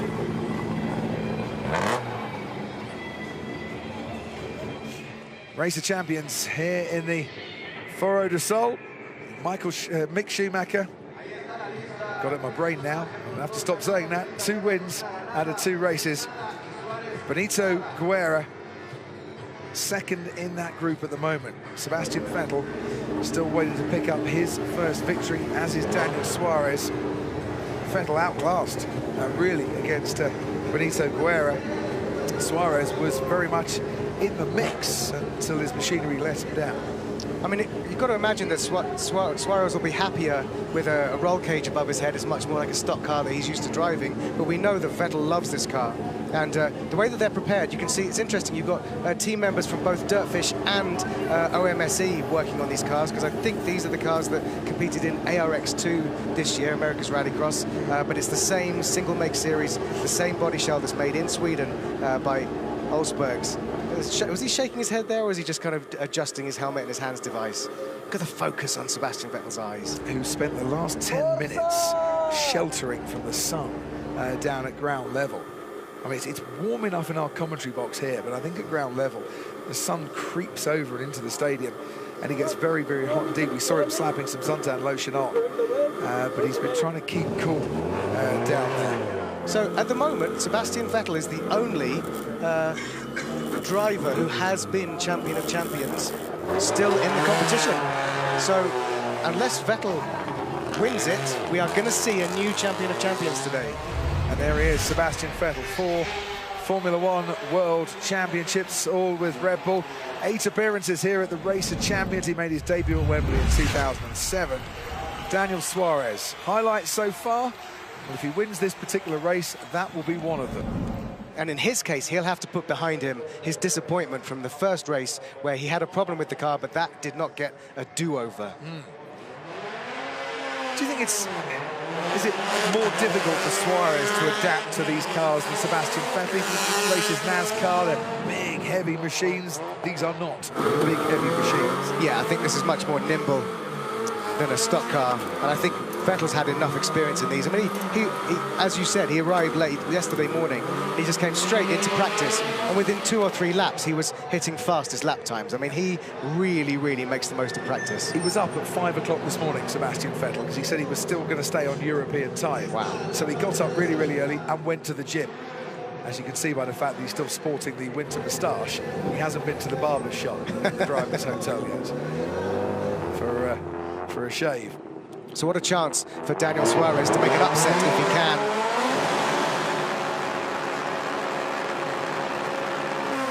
Creeping forward on this near side, Daniel Suarez, but he seemed to get bogged down in the second stage of the start. I mean, there is a dark art to mastering the launch of these rallycross cars, because you're on the handbrake, flat on the accelerator, but still the biting point for the launch to kick in, it's very difficult to get it right. And I'm not sure that he did get it completely right there. So has that handed the early advantage to Sebastian Vettel, throwing that car into the final left-hand turn. Suarez has the advantage, but it is only by 1.4 seconds. And he might have had the faster part of the track in this opening half a kilometre. They both head then towards the far side of the stadium, where the Grand Prix cars, the Formula 1 cars, make their exit and head towards the Pelotada when the Grand Prix is in town. Here at the Race of Champions, they swing back towards the main stage around the final corner. It's going to be a bit tight, this one. No, it's not going to be tight. It's Sebastian Vettel that takes it quite commandingly as well. He really needed to do that, and he's done it, he's delivered. And what's interesting as well, talking to the drivers, because this is such a tight circuit and the barriers are quite low, it's actually quite hard to pinpoint exactly where the apex is that you're going for. And because you do drift the rallycross cars a little bit on the tarmac, aiming for the apex is not easy, because you can't see straight down like you can in a single-seater, open-wheel, open cockpit. Absolutely superb, I think, and perfect, these RX supercar lights for the Race of Champions. Don't often get to see that, the whites of Sebastian Vettel's eyes as he stares towards the apex. Also, I think it's quite easy to mistake the gear stick for a handbrake in these cars as well, but he clearly didn't make that mistake. There's Scooter. Oh, so apologising for something to do with the car, which clearly didn't stop him winning that race. Not quite. And climbing into the rock buggy, Sebastian Vettel, he can shelter from the sun just a little bit longer. That is not an easy car to get into. You probably need an intensive Pilates course just to be able to manage it. Is there such a thing as race driver Pilates? Like, you have all different kind of brands of yoga now. There is now. F1 Pilates. Gentle stretch as it used to be. Esteban Gutierrez, GP3 champion in 2010.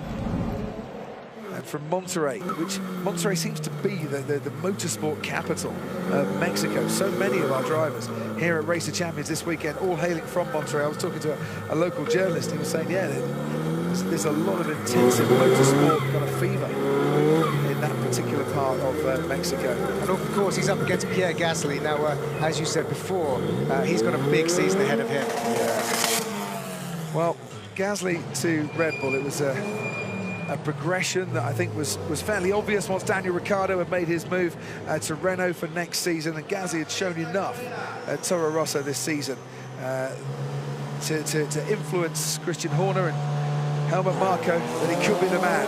And away we go then in the silver Vool on this near side. It is Esteban Gutierrez. In the orange Vool, it is Pierre Gasly. I think Gasly got off the line quicker and better that time. It was a much more reactive launch. You know, what the lighting sequence goes, your flag, his flag, your name, his name, then green light, go. Absolutely beautiful in the Vool there, through the S's. Little flicks on the steering wheel, and we have Gutierrez with the advantage by a second and a half. All to play for here on the second part of this lap. That split gap, I think, means that Gasly's got this. I think if it's under a second and a half in these cars, then it's Gasly's, but it's definitely going to be close. If you're right, I'm asking you for the lottery numbers for next week, Neil. We could go and enjoy the beach on an UTV. We can actually afford to buy it. Right, across the line we go, and it is comfortable for Pierre Gasly. You're going to need to give me those lottery numbers, Neil Cole. Esteban Gutierrez, 1.6 seconds. And what I love about Pierre Gasly being here is, didn't he fight City Hall? Didn't Red Bull want to, you know, there was a sense that he wasn't supposed to come, and we'd rather you didn't do, much do your off-season preparation, simulator work, gym work? And he went, no, I've been invited to Race of Champions. And now proving that it was the right thing to do because the team branding is being seen by millions of people around the world. Why? I don't understand teams' reticence really to allow drivers to come and have fun. And if it is part of a training, and he has been training quite hard, he's been in cryogenic freezing chambers, Pierre Gasly, recently. If he's doing all his training, then he might as well have some fun as well. These boys want to race, and why shouldn't they? Well done, Red Bull, for letting him come eventually.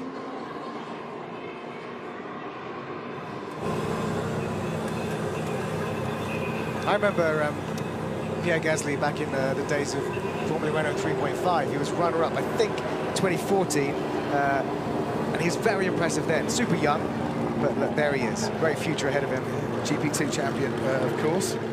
And we always need it as much as we possibly can. Let's have champions at the Race of Champions. Yes. And that's the way we do it. I remember talking to Vitaly Petrov years ago. I said, what are you champion of? He went, Lada Cup. Argument won by the Russian. Jenny. Yes, I'm down here with our reigning champion, soon-to-be former champion, David Coulthard. It wasn't to be today, clearly. No, yeah, it's the way the Race Champions is. Sometimes you don't know why it's working, and sometimes you just can't get the momentum and what have you. So I lost 2, won 1, and now I'm a spectator. But what a spectator, what a place to be. The sun is beating down on us here. I mean, I can see I've got some panda eyes going on. Yeah, it's hot, but I think it's working really well. The atmosphere is great. So once again, the camaraderie between the drivers, it's always a lot of fun. Now, we're just talking because one of the next races on track will be Schumacher versus Vettel. Yesterday, they were teammates. Today, they go against each other. And it's exciting to watch. Well, it is, because we're seeing an established champion with the coming man. You know, he's won the championship Formula 3. He'll be in F2 next year. So a lot of the Grand Prix, it's inevitable that I think he'll be in Formula 1 eventually. So this won't be the last time they'll race against each other. Do you think it's fairly emotional having a Schumacher back in Race of Champions? Obviously, Michael's record here was incredible. Yeah, it is, and you know, Michael was such a big part of my career, of course. You know, having raced whilst he was doing most of his winning, and to see Corinna and to see Peter Geiser, who's a good friend of Michael's, and you know, we used to off track when we weren't crashing into each other. We had some good nights, some good celebrations, and it's just such a warm feeling to see them around. And obviously, everyone wishes them well with his recovery journey. But in the meantime, in the here and now, we're watching his son make his own way, and you know, really doing great things here as well. Thank you so much. It's a shame you're out, but we love seeing you here. Thank you. Thanks. It's been brilliant to see David Coulthard here this weekend. Thank you very much to all your tweets and people saying how much you're enjoying the action today. Sebastian Vettel and Mick Schumacher coming up next.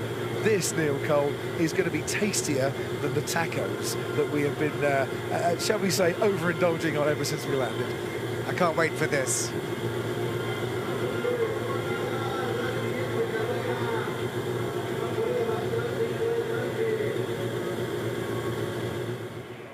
So, of course, they were teammates yesterday, and what was great is during practice yesterday morning, Mick was sitting alongside Sebastian in every single car that has a passenger seat. He would sit with him, and they would compare notes. So is this the chance to Mick to put that into action and beat Sebastian Vettel by having learnt from him? Go, here you go, that's everything you taught me, and I've just handed to you on a plate. This is the sort of race that Will Buxton would absolutely love. We ought to mention, if you were with us yesterday, you would have heard Will Buxton commentating. Will had a magnificent day. He might have had a few dodgy chicken wings last night.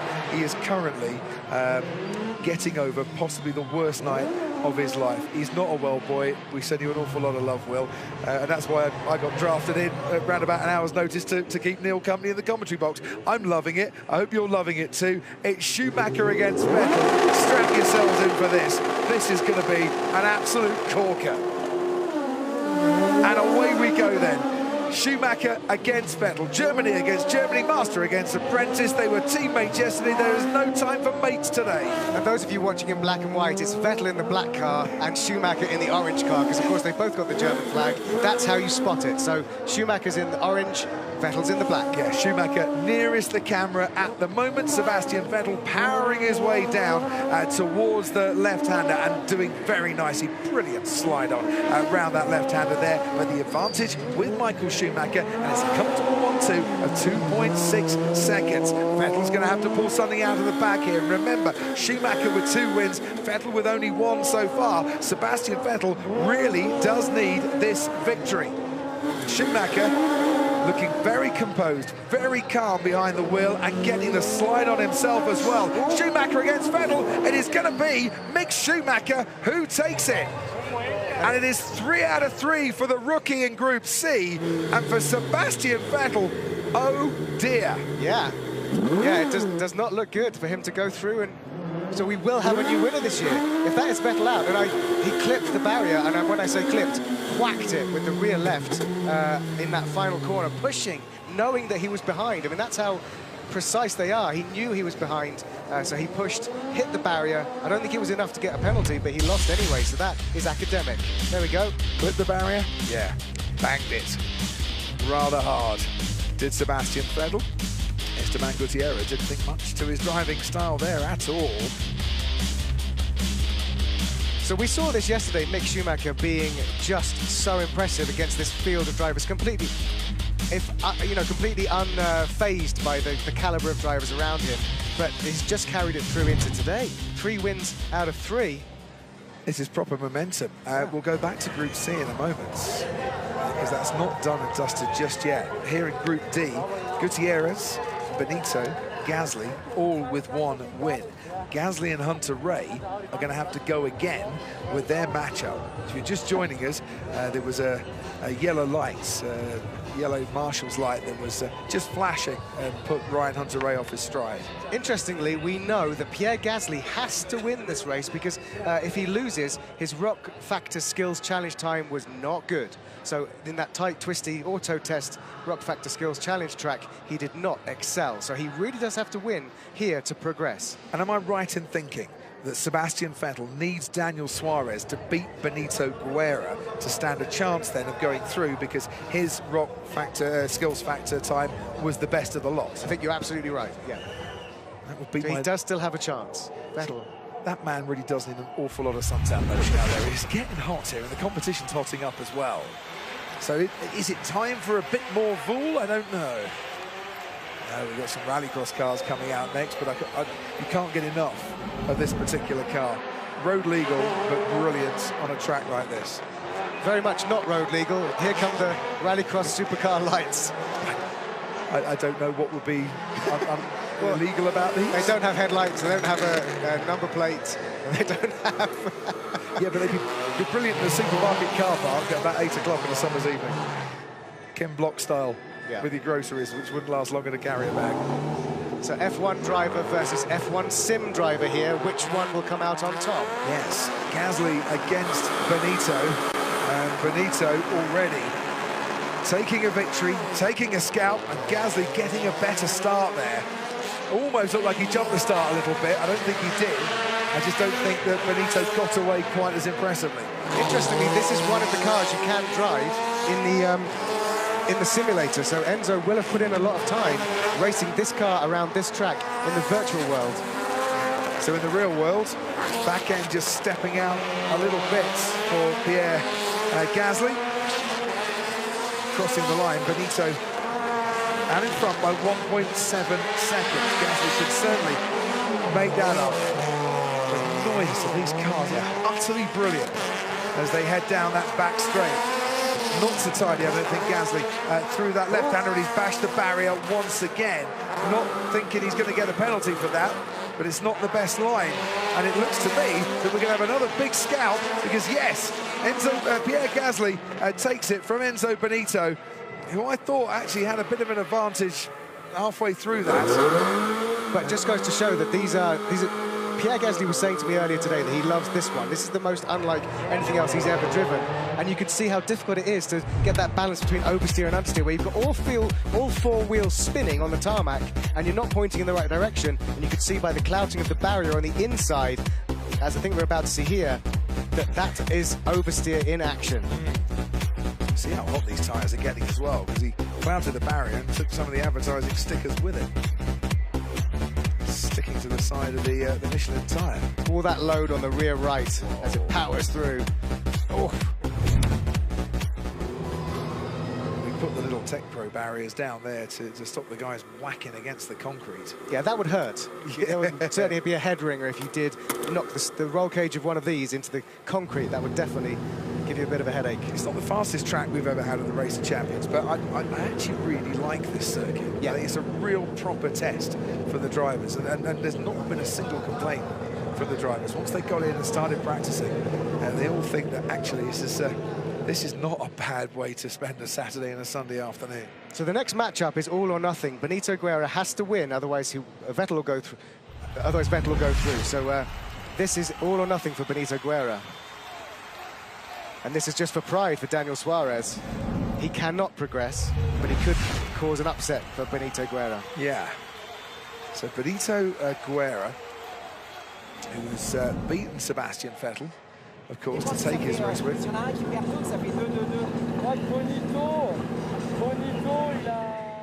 So that's nice. I was just trying to hear what they were saying in French, but I couldn't quite work it out. I understood the duh. That was 2-2-2. That was the international sign language of, oh, here's another song by Kraftwerk. Fun on the Autobahn. Exactly. So, yeah, that was nice to see Loic Duval, who was teammates with Pierre Gasly yesterday for Team France. Did not progress very far in the Rock Nations Cup, but this time...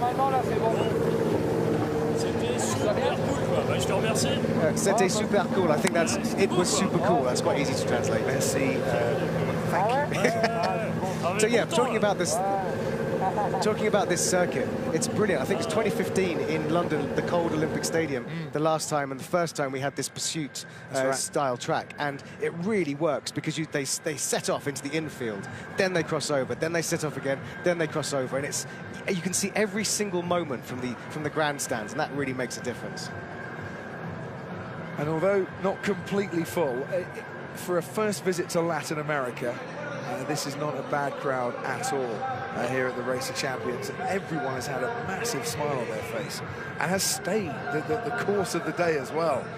So yesterday, watching the rest of the world against Mexico, the shootout that we had, and then the Stadium Super Trucks demonstration at the end of it. Mexico City is a motorsport town. That there is no doubt. So in the Rock cars, it's an all-Mexico lineup. But if Daniel Suarez beats Benito Guerra, then Sebastian Vettel should be able to progress out of Group C. But if Guerra wins this... Wow. So the black car is Suarez. The orange car then. Orange car Suarez, black and white car Guerra. Okay. No. Orange car Guerra on that near side. Not always very, very close, Guerra, to the barrier through that first turn. It was a bit tentative. I don't think he got the approach to it the way that he really wanted. So maybe we didn't see the full extent of Suarez's start. He's got a little bit of an advantage at this moment. Certainly Sebastian Vettel will hope that that is the case. You've got to imagine that Benito Guerra does have an advantage in these cars just because of his rally skills as opposed to the stock car skills of Suarez. But is that going to work to his advantage? Or is that going to put the pressure on, getting very, very deep into the corner? Massive lock-up actually there. Oh, and he's hit the barrier, and that is the end of his race. Oh dear, Daniel Suarez. That is victory for Benito Guerra. That is Sebastian Vettel out, and that is a brand new name on the Race of Champions, Champion of Champions trophy in 2019. And it was all going okay for Daniel Suarez until the crunch moment, literally.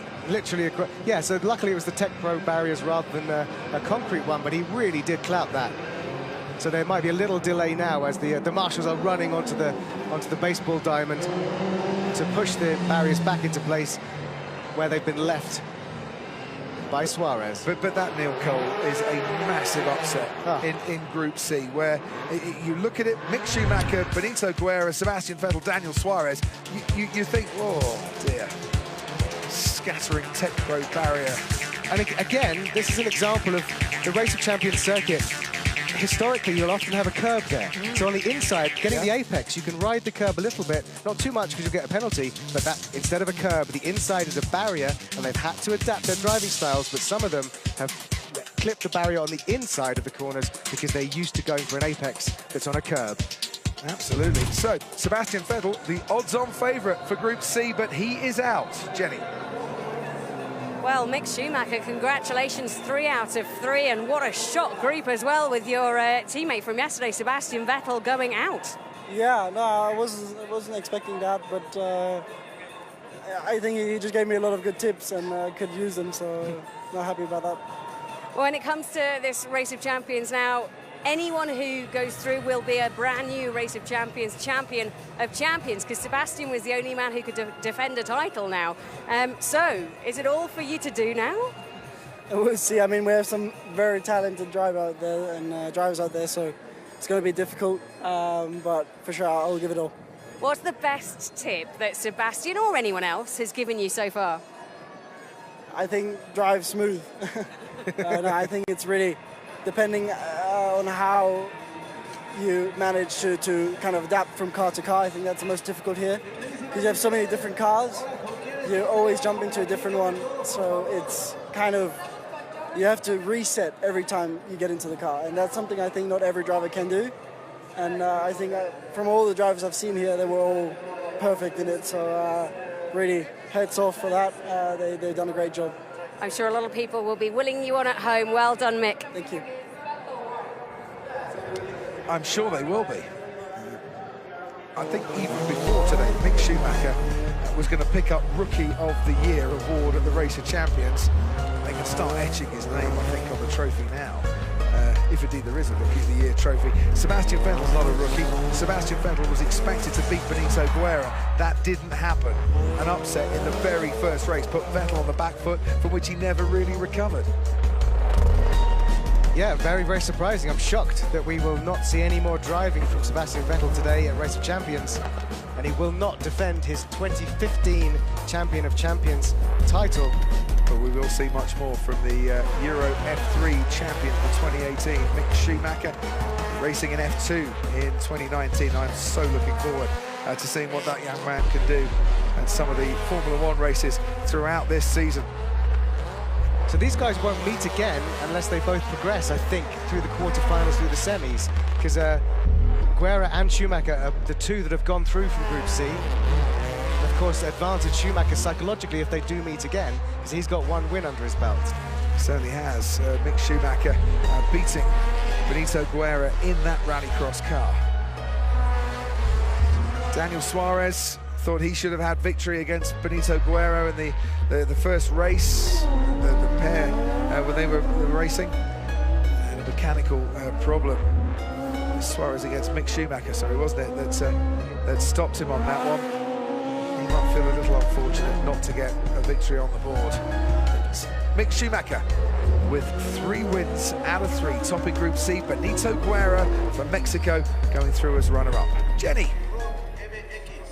Well, the man that knocked out Sebastian Vettel from the Race of Champions. But do you know what?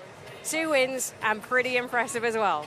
Thank you very much. I'm really happy. The support of all the people start winning to Sebastian. It was not easy. And now I beat Dani Suarez, that I think he had some problem. I was beaten by Mick Schumacher, so I would like to find again with Mick, because he has beat me twice and I just beat him once, so I would like to compete to him again. I have to say, the crowd, when you did that and managed to win those 2 races, was amazing. You can see all the way behind you, lots of support, but the home support here are the ones that must make this a very special event for you. Of course, it's really nice. It's a lot of pressure to be a Mexican driver driving in these conditions. Photosol, I'm not a circuit driver, so It's a lot of new things for me. But the support from the people, it's amazing. The Mexican fan has always this kind of support that makes you feel like a big one, and I'm starting to believe it. So I will push all the day so I could fight for the Race of Champions. Well, good luck going through to the next round. We wish you all the best. Thank you very much. What a charming young man he is. He's an absolute ambassador for the sport of rallying around the world. We've got, I think, WRC2 and the former production car, the PWRC champion, Benito Guerra. Couldn't agree more. And showing he's actually not a bad circuit stadium driver, to be fair. Right, so, coming to the line now, Esteban Gutierrez and Ryan Hunter-Reay in the Rallycross, the RX Supercar Light. So just to confirm that if Gutierrez wins this, Ryan Hunter-Reay is definitely out, even though there is a replay. That's right. So they might not need the replay. Away they go. Really good start from Esteban Gutierrez. He was on fire right from the word go there. Lightning reactions. And in Rallycross, often your reactions off the line can determine whether you get the victory or not. And these things off the start line are incredibly fast. The G-force of these supercars with all of that horsepower, four-wheel drive is incredibly to hold yourself together and to control it into that first left-hander. 0 to 60 in 3.15 seconds, which is just amazing for these 2.4-litre four-cylinder engines. I think Gutierrez has got this. Applying my maths again, I think that gap, it's going to be close, but I don't think Ryan Hunter-Reay, unless he pulls something really special out of the bag this second half of the lap. That was really neat from Gutierrez as well, around that long left-hander. He's got one more right-hander to go. Going to be a bit tighter than you think, though, but Gutierrez does take it. Wow. From Ryan Hunter-Reay by 0.6 of a second. Esteban Gutierrez goes into second place in Group D. So I think they will have to do the replay of Ryan Hunter-Reay versus Pierre Gasly, just simply to make sure that Pierre Gasly will get the chance to top the group or come second in the group behind Esteban Gutierrez. Well, at the moment he tops the group because he took victory against Ryan Hunter-Reay. However, Enzo Benito on one win as well would probably like that race to be rerun. Yes. Just in case there's a chance on a tie break that he could beat Pierre Gasly. Ryan Hunter-Reay would like it rerun because he thinks he should have won the first one. Yeah. And he cost him victory. And if Ryan Hunter-Reay does beat Pierre Gasly, of course, in the rematch or the rerun, then that's 3 drivers on 1 win each. And if you're still not confused by that back at home, well done, thank you. So just to confirm, there's going to be a rematch, Pierre Gasly versus Ryan Hunter-Reay. I understand they're going to be in the UTVs again, which was troublesome for them first time round. And Pierre Gasly will top the group anyway, because as you can see, he's got the best time so far in this group. So, but Ryan Hunter-Reay could, at least for pride's sake, get a win in the bag and go home not with a duck. See, this is what we're talking about here. At the moment, it's 2-2, 1-0. It could be Gasly with 3. It could be Gasly with 2, and it could be 1-1. Jenny Gow, make some sense out of that. Loic, congratulations on getting through to the next round. Just tell me, what are the conditions like today? How tough is it? Well, they're pretty good, you know. I mean, I had some good runs, so I feel pretty confident. But now, you know, I'm fighting against one of the best, you know, with Tom Christensen. So I know it's really difficult to beat at the Rock. It's difficult to beat in general, but at the Rock, he's always been doing really good. So we'll see. You know, we've been teammates in the past. Now we are against each other. So fingers crossed, and we'll see. What strategy will you deploy when you get out there in the car? Can you already work it out? No, I mean, luckily I drove the car earlier on this morning against Helio Castroneves, and I had a good run with it. So, I mean, anyway, now it's only 1 lap, so you have to give it all, you know. You have to squeeze everything, so you have to take risk. Sometimes it goes well, sometimes you make small mistakes, but, you know, now there is no more room to play, so we squeeze everything and we'll see. You're in the Voul. A lot of people say that's their favorite car. Which car have you got on with the best so far? It's the Voul, yeah, it's the one I prefer also, you know. It's especially, I think, for track racers, you know, it's the one where we had the best feeling, the one which it looks more like a single-seater or something like that. So that's a good feeling for us. You know, against the rally guys, it's definitely an advantage. And on the opposite way, when we race rally cars against them, it's difficult for us. Well, best of luck. Thanks very much, Luke. Thank you. So here we go. We are about to see Ryan Hunter-Reay versus Pierre Gasly. And just to clarify, in Group D, Loic Duval will be back in a bit. Yes, so this is what's happening in the car changing area, but meanwhile, the UTVs, which are carrying Ryan Hunter-Reay and Pierre Gasly out onto the track. If Gasly wins this, he will top the group. If Ryan Hunter-Reay wins this, then Gutierrez will top the group because it'll be a draw of 2 wins apiece, but Gutierrez was quicker in the Rock Skills Challenge. Live maths at the Race of Champions. Honestly, they did. It's a brand new feature, live maths with Neil Cole and David Croft, and I'm glad you managed to work all that out. I'm so glad you're with me today, Neil Cole.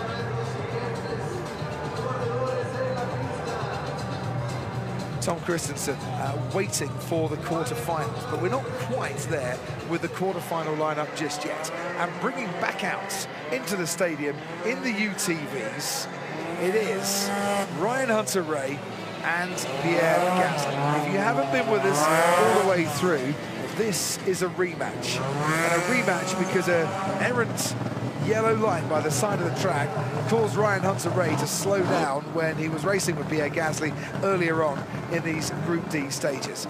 So they decided to rerun it once again, just to complete the formalities and to make sure that Gasly does deserve his win. Can Gasly then beat Ryan Hunter-Reay for a second time?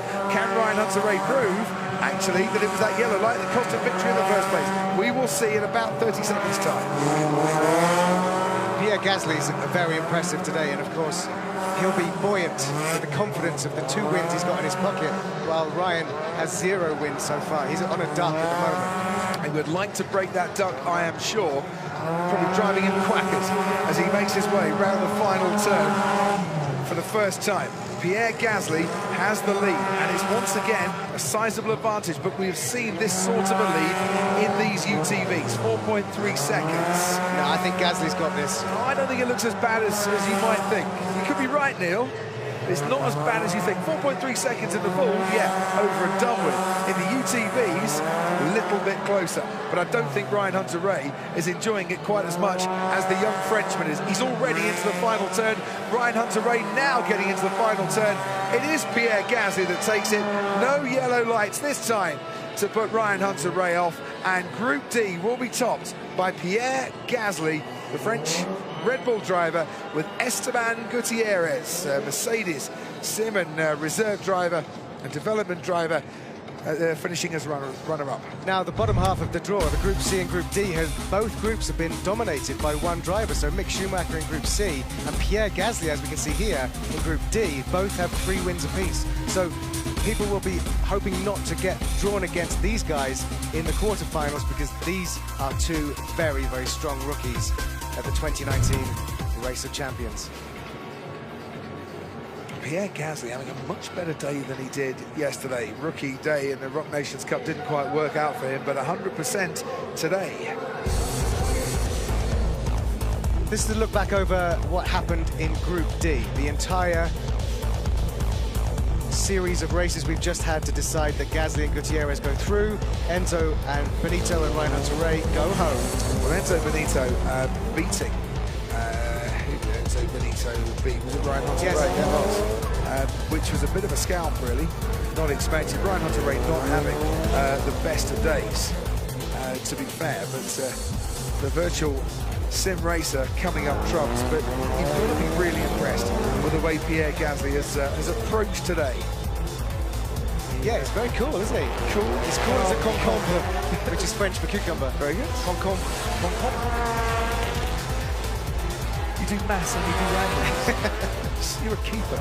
I'm a polymath. So look at the start, the flicking that round. He's never been in a car like this before, and he's doing it like a Rallycross pro. Handbrake, flick it round, and take the group win. Absolutely brilliant. Pierre Gasly top then and through to the quarterfinals. Let's see how the quarterfinals draw now shapes up then. So earlier on, Christensen and O'Ward going through for Group A. O'Ward plays Kristoffersen in the quarterfinals. Christensen takes on Loic Duval.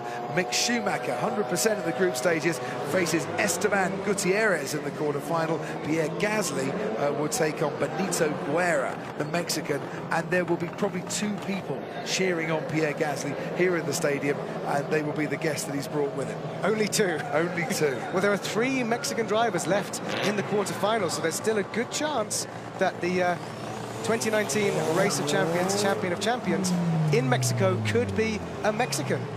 When did we last get a home win? Just, I'm looking back through the years here. Sebastian Loeb, Stade de France, I think it was. 2005. Here we go, quarterfinals. And it should be a straight shootout once again for these quarterfinals. Tom Christensen against Loic Duval, one man with 9 Le Mans wins over the years, another man with just the one, both triumphing for Audi. And teammates, of course, with Christensen still very much in that Audi stable. And let's see if, once again, experience can tell for the great Dane, Tom Christensen. He crosses the line, has an advantage over Loic Duval of what, 2.2 seconds. These cars are so quick. Yeah. Absolutely brilliant to watch them, and Christensen is using every inch. I mean, he had the back end out, nearly clipped the barrier, but nearly isn't, you know, he didn't do it. That's the key. Clean laps, and it's knockout. Remember, this is knockout. One continues, one go home. Duval powered his way down that back straight. He had a really good back straight, and because of that, wow, he has managed to beat Tom Christensen here. Just watching him down the back straight on the opening parts of his second lap, and he really gave it full beat. Wow. Unbelievable. Loic Duval has knocked out Tom Christensen here, the man who has finished as runner-up on 5 occasions in the Race of Champions, Champion of Champions. Won't even get that far this year. Can we call Loic Duval a young apprentice? Well, he's certainly a rookie. I mean, he's not one of the kids, is he? You could call David Coulthard a young apprentice when he's playing facing Tom Christensen, maybe. Yeah, Loic's 36, born in 1982, comes from Chartres. And of course, he is WEC champion and the 2013 Le Mans 24 Hours winner. So very happy man. Le Mans legend. Through then to the semi-finals, Lucas Di Grassi. I told you, he said. That's a brilliant performance. And he will face off against Johan Kristoffersen or Patricio O'Ward in the semi-finals. And there's a lot of rookies left in this. Yeah. This quarterfinal is packed with rookies. The RX Supercar lights, 0 to 60 in 3 seconds. All about acceleration here. We saw it make its debut in 2017 in Miami, a top speed of 120 miles an hour. We're not going to get anywhere near that. Not enough room, but I wouldn't mind taking it for a blast around the Autodromo Hermanos Rodriguez to see what it really does get up to. So now we have Pato O'Ward. Pato, his nickname, that means duck. He's as in Bico de Pato, the duck's bill, yes. the slow right-hander at Interlagos. I know that's Portuguese, but it's similar. So, the duck against the Swede.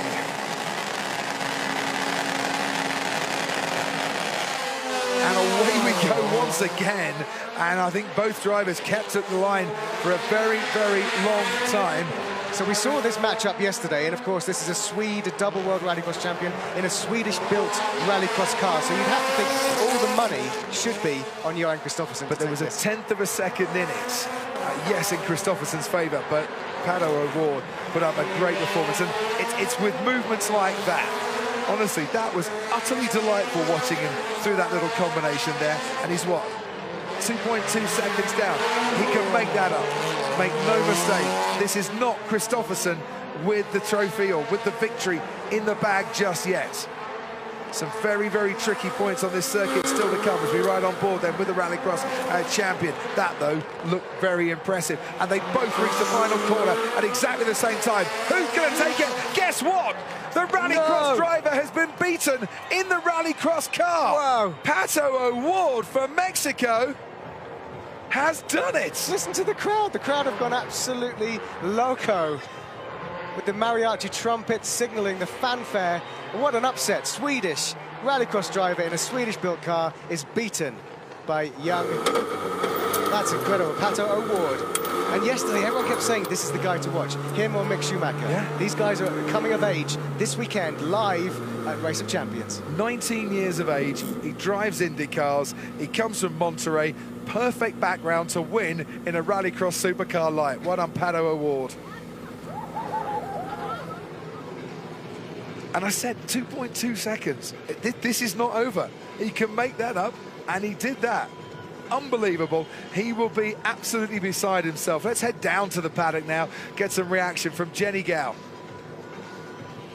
Well, that's the way with motorsport. You get a winner and a loser. We don't like to call you a loser, though, because we love you so much. TK, Loic Duval, Loic, you're going through to the next round. Congratulations. Unlucky to TK.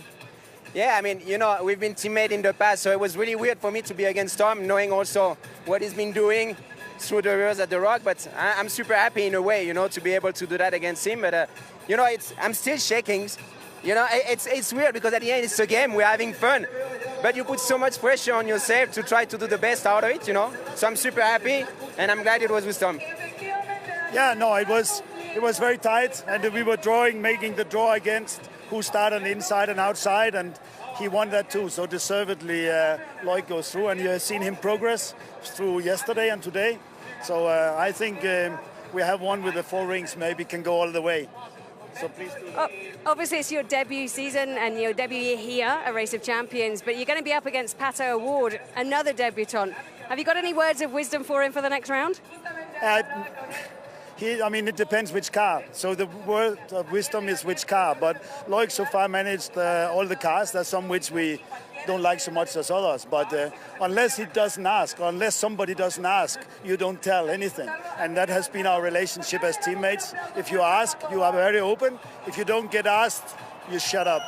So can you go out there and beat Pato? He's going to have a lot of love from the fans here. Yeah, that's the thing, you know, he's home, but yesterday, finger crossed, I did beat him, so hopefully today can be the same, you know, but, you know, it's like soccer game, you know, each one is different, whatever, you can believe the team is weaker or stronger, whatever, everybody is really, really competitive here, and you always have to restart from zero, so we'll see.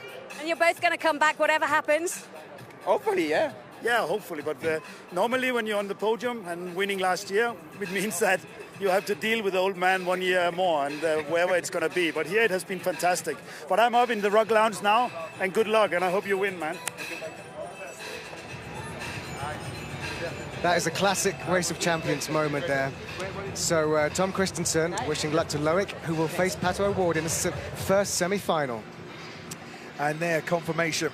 Duval against O'Ward. Will it be the rings or the man running rings around some of the more fancied drivers this weekend? How do you do that then? So that's... You start with low standards and you just get quicker. But it's interesting that Loic is shaking because this short burst of adrenaline is not what they're used to. It's very true. Okay. Adrenaline about to kick in again for Esteban Gutierrez, and don't forget, this is sudden death, this is knockout. This is Mick Schumacher, who's on a massive roll, while Esteban Gutierrez quietly going about his business. We have the possibility, and I don't want to get too far ahead of us, to have 3 Mexicans in the semi-final, which would guarantee us at least one homegrown Mexican driver in the final of the Race of Champions. I'd rather get the feeling that is a theory that would go down very well in these parts. But can Mick Schumacher knock out Esteban Gutierrez? And he gets the better start, does Mick Schumacher. In the orange car is Esteban Gutierrez, though. Mick Schumacher in the white and black bull, and he's now got to get the power down. And so the KTM Crossbow, get the power down that back straight, get to the end of the stadium as quick as he possibly can. And now, through these S's, Gutierrez trying to straight line the left and right hand flicks. Brilliant turn in. from Gutierrez around the final corner. He is down, but not by much. 1.7 seconds or 1.3 seconds in. So if you want my prediction on this, I'd say Gutierrez has got this. Could be causing an upset. Well, they're both rookies, both here for the first time, but it would be a massive upset for Esteban Gutierrez to beat Mick Schumacher, the form that Schumacher has been in throughout the entire competition so far. They get to the final turn with Gutierrez, I think, just ahead. Now's the dash to the line. Gutierrez has knocked out Mick Schumacher. The Mexican is through, and we can get another Mexican wave around the Foro de Sol because the sun is very much shining on the hometown boys this weekend. Wow, that is incredible. Great job by Esteban Gutierrez. Gets through to the semi-final. Knocks out Mick Schumacher. He is absolutely delighted with that. And it has to be said, for Esteban Gutierrez to get the chance to show how good he is, this is something of a redemption weekend, I think, for him. Definitely, and of course, on home turf. When you're in football terms, the crowd does give you, they say there's a 12th man. Yeah. So what, does this give you an extra gear?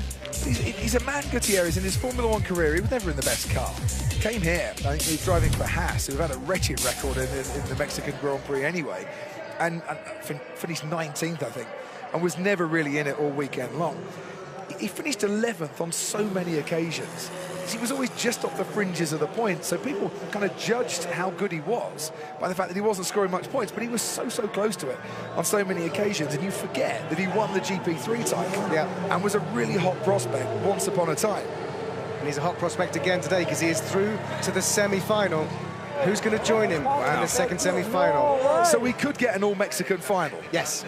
That could definitely happen. So we'll get an all-Mexican second semi-final. In the Vaul, away we go. Pierre Gasly and Benito Guerra. Benito Guerra, who beat Sebastian Vettel. Can he put another F1 driver on his little notching post of scalps at the Racer Champions? Who's had the better start, Neil? I think Pierre Gasly, he's really got the measure of this Vaul. Of course, the Vaul on home to... Oh, big slide. As I said that, Gasly was a little bit too wide there. Has the advantage. Does need to throw it. Lock up on the brakes as he throws it sideways. Maybe Pierre is a little bit too loose. I was about to say, is he a bit too eager? Is he trying a little bit too hard? Is he not really relaxed into this? You need aggression, but you need to keep calm as well and find the flow, like downhill skiing. You know, you make up time by getting momentum, getting the flow right. Round the final corner we go. Going to be tight, this one. On the inside, guess what? Benito Guerra has taken it. Listen to the crowd. Well. Not so much down Mexico way as going Mexico's way. Wow. Here at the Racer Champions, we will definitely have a Mexican driver in the final of the Champion of Champions, and that will be a first time ever. And what it means is the only non-Mexican left is Loic Duval. He's going to feel a bit of pressure now. Yeah, of course. With the crowd all very partisan, I presume, once it becomes Mexican against French. Just got a bit out of control through the left hand of Pierre Gasly there. We touched on it, maybe trying just a little bit too hard. But Pierre Gasly is out, and Benito Guerra has beaten not one but two Formula One's best here at the Champion of Champions on this Sunday afternoon in Mexico City.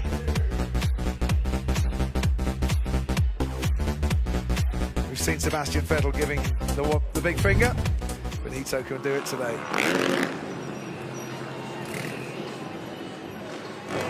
So, here we go then, semi-final time. Rally driver beating Formula One drivers. That's why the Racer Champions started in the first place. Who's better, you know, circuit drivers or the rally drivers? It's all coming up rosy for Mexico so far. Jenny. I have to say, the atmosphere down here, the Foro de Sol is amazing. It's almost guarding us all speechless, but Esteban Gutierrez, a Mexican is guaranteed to be in the final now. Is your name all over it? I'm just keeping cool because it's going to be a very exciting one. We're in Mexico, so it's a great place to be in the final. Yeah, Benito just coming in from the car as well. These two will go head-to-head in the next round. It'll be Duval Award in the other race. Benito, this is brilliant. This is the thing dreams are made of. It's amazing. it's not easy to beat Pierre Gasly. And now I have a nice one in front, Esteban, my friend, and it's not going to be easy. Today is only F1 drivers for me, so it's difficult, but I'm really happy to be here. And I think we are advancing. All the Mexican drivers are doing great. Esteban, Pato, and me, and I think it'll be very tight at the end. Yeah. How well do you know each other?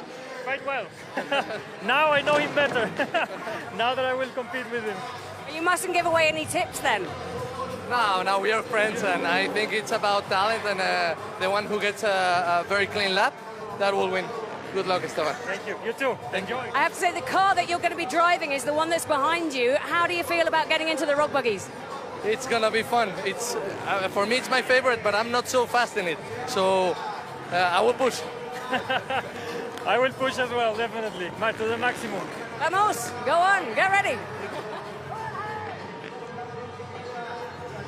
So that's a great matchup, isn't it? Those two, Rally against Formula One. Let's see how we got to where we are now. So once we got out of the group stages, the quarterfinals gave us this matchup for the semi-finals. Loic Duval. Well, for those thinking, what's going on here? Didn't realise that Mexico was so good at the Race of Champions.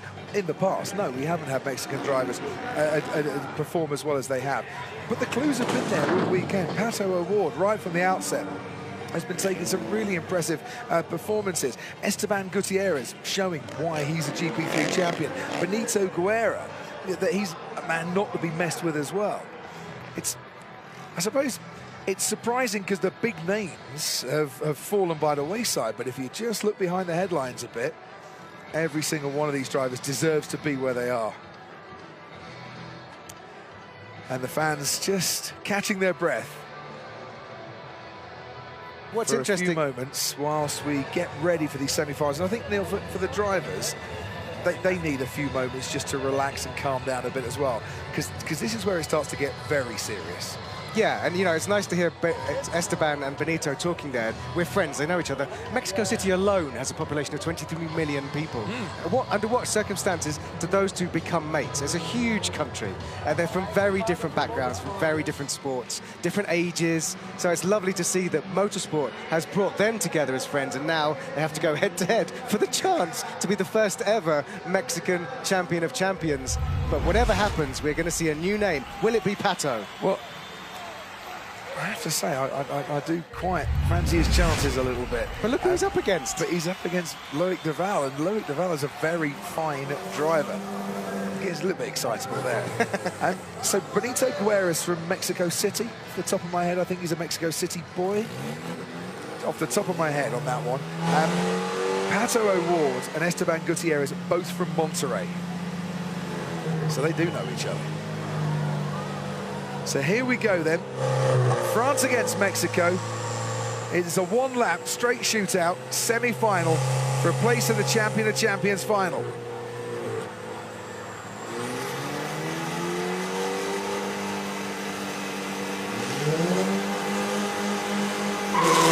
Rising, and away we go, and everyone just wanted this race to get underway. The tension just unbearable on the line here. Loic Duval, we can follow him now in the black car, in the KTM Crossbow, in the white car.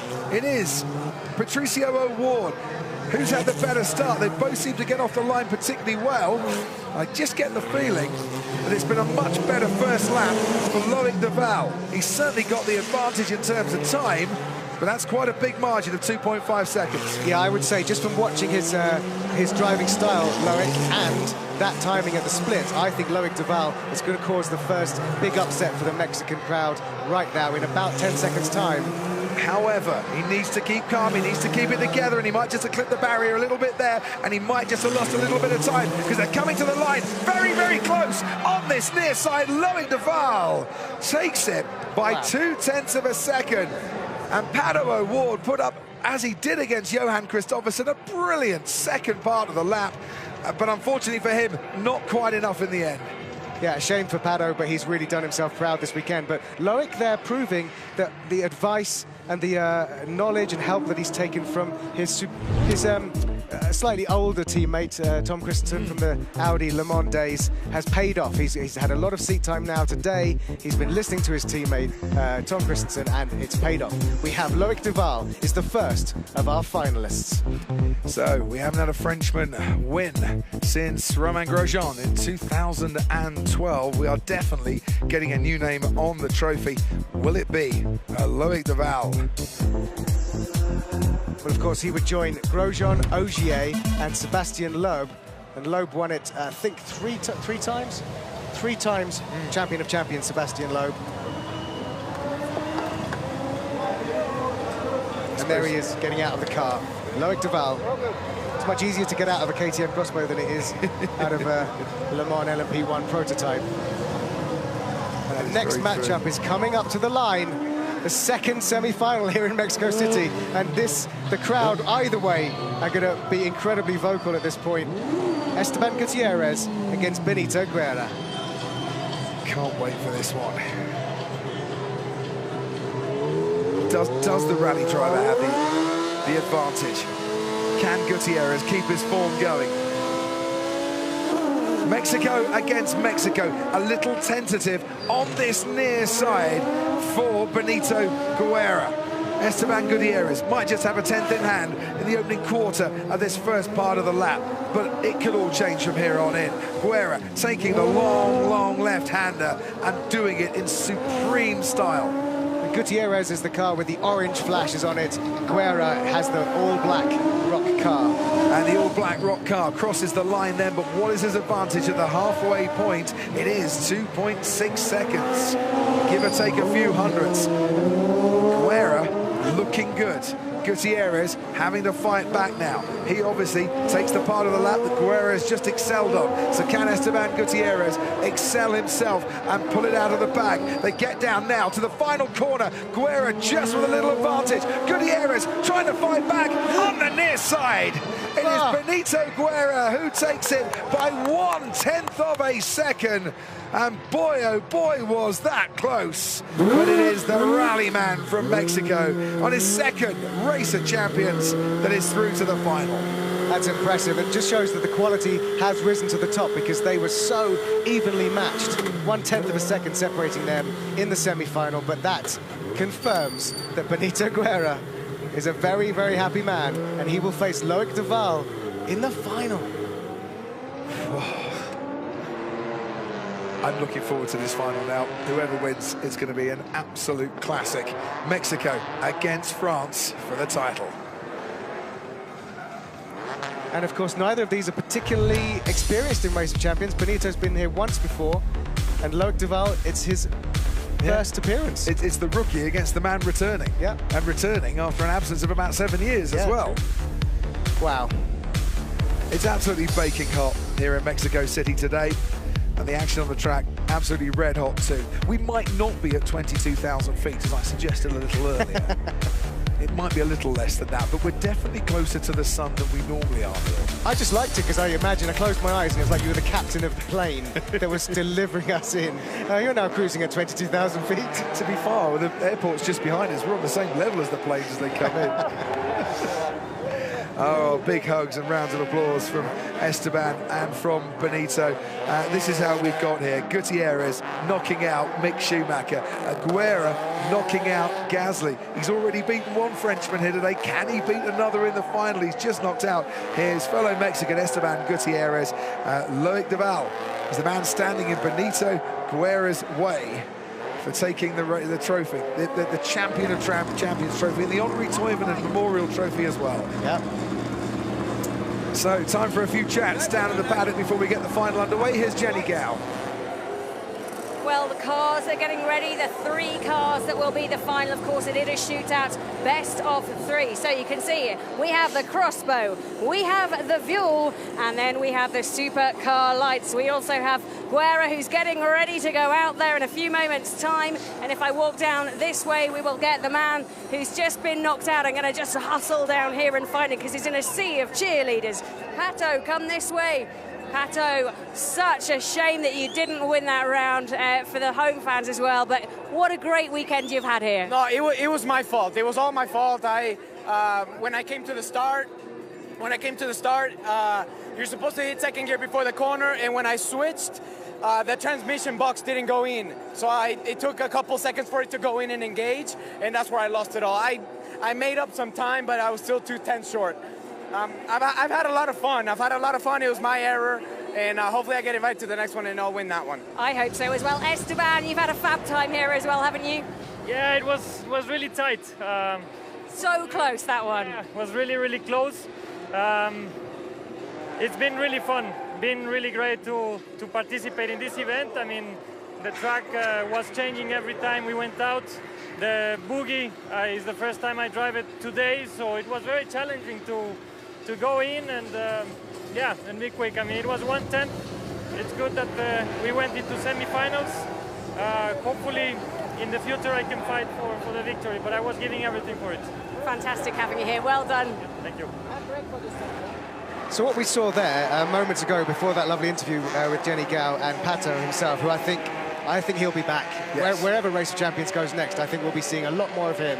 But before that, we saw the coin toss. Now, the significance of that is that the final, Crofty, I think, is best of 3. That's right. And they toss a coin because whether psychologically, certainly not mechanically, drivers will have a favourite lane to start in.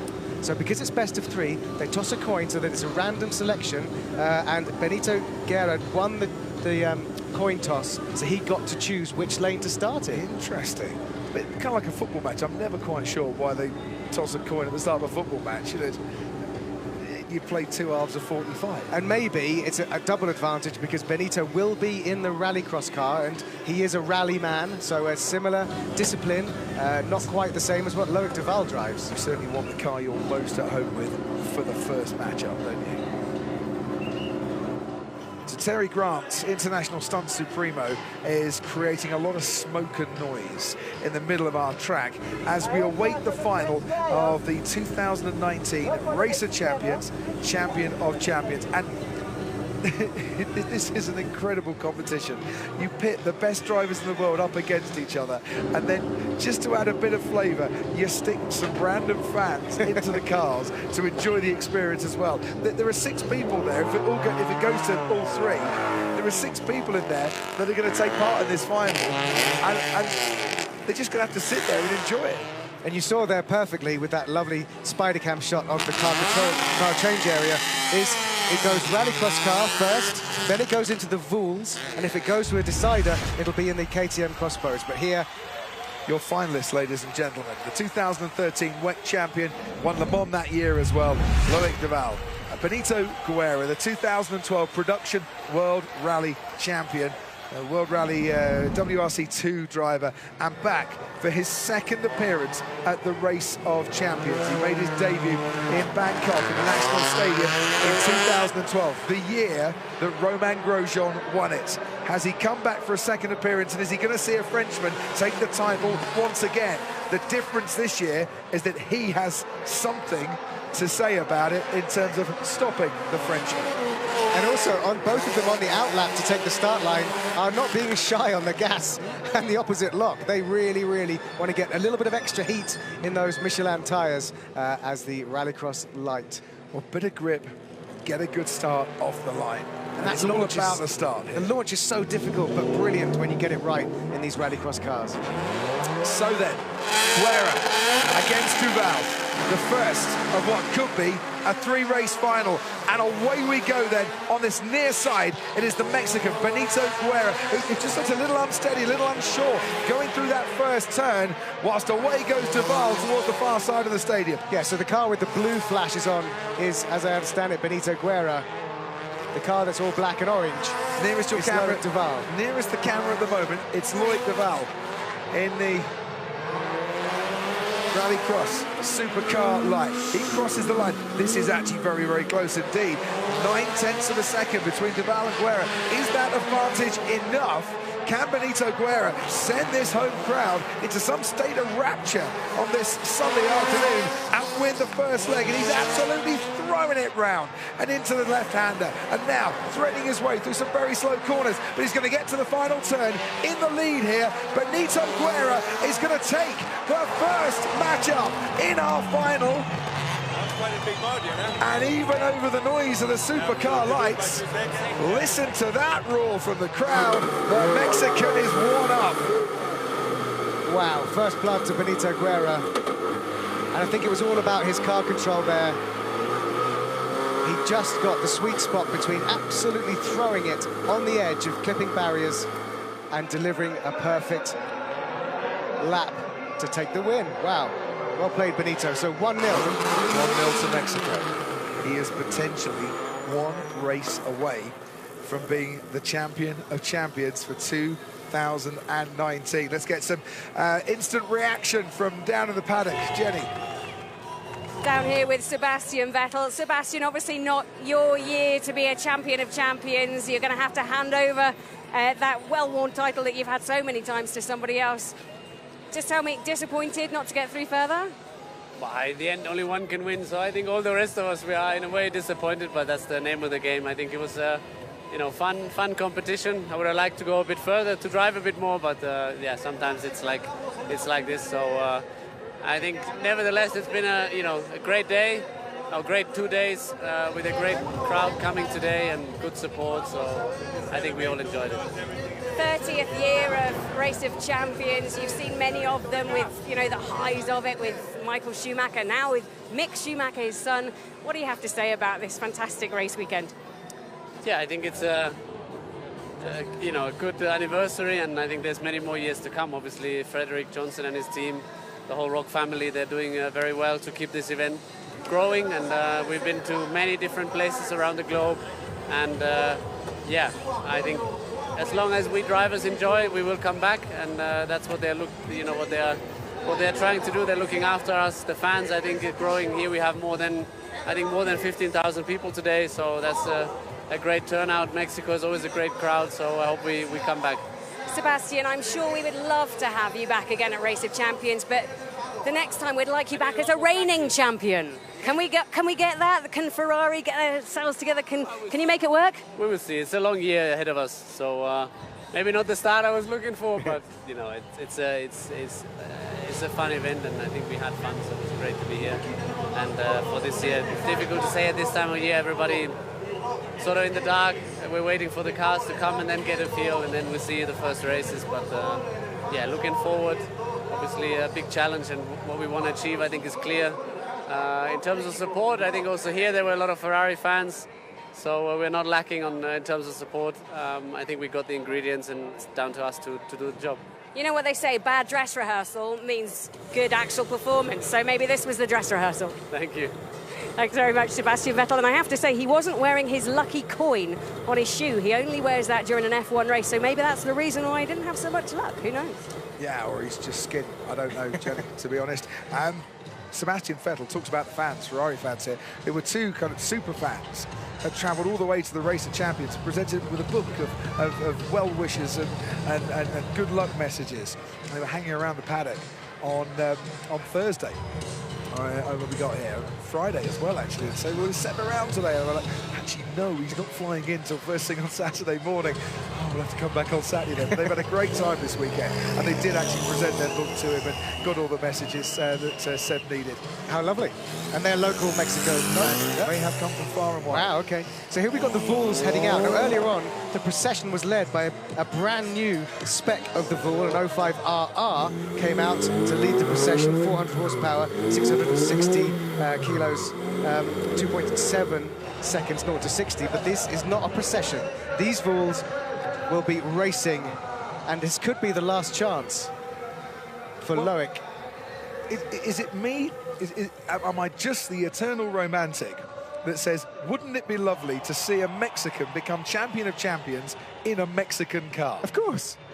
Of course, we're all very sentimental about that, and these fans will have feel that their wise choice in buying a ticket to this weekend will have paid off. They'll have seen some history in the making. I'd rather feel that more fans have come in as the action has been taking place and have kind of cottoned on to the fact that, well, their boys aren't doing too badly. Yeah, and look at that, the concentration.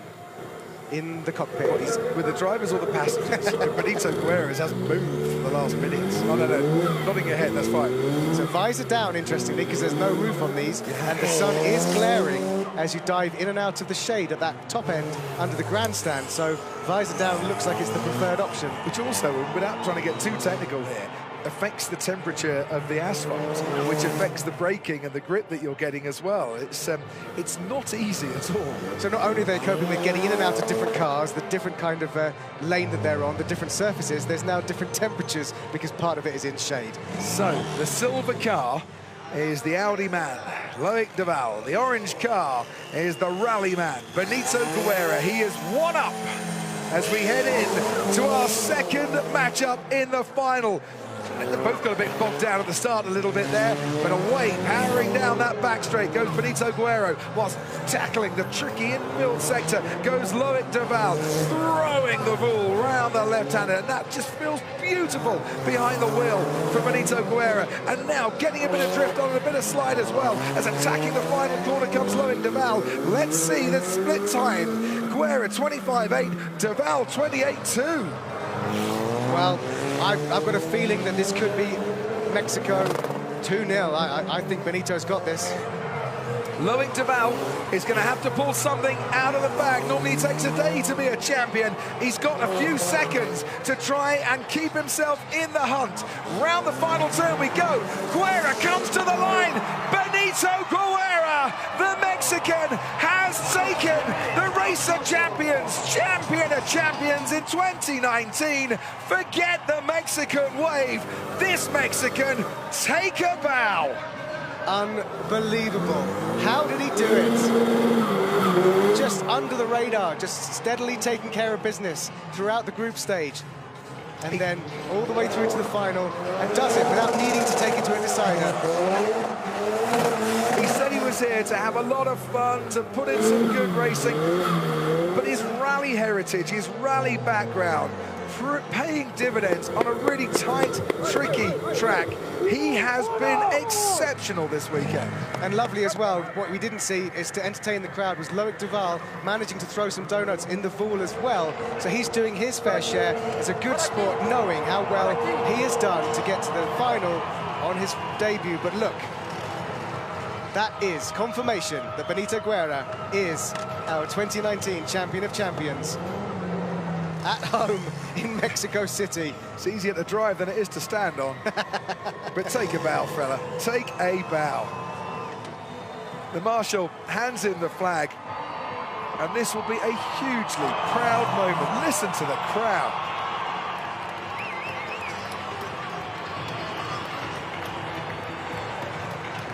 Absolutely magnificent. We have not had a home win at the Race of Champions since when? Sébastien Loeb at the Stade de France in Paris in 2005. Today here in Mexico, the French driver was beaten, and we have a brand new name on this illustrious trophy.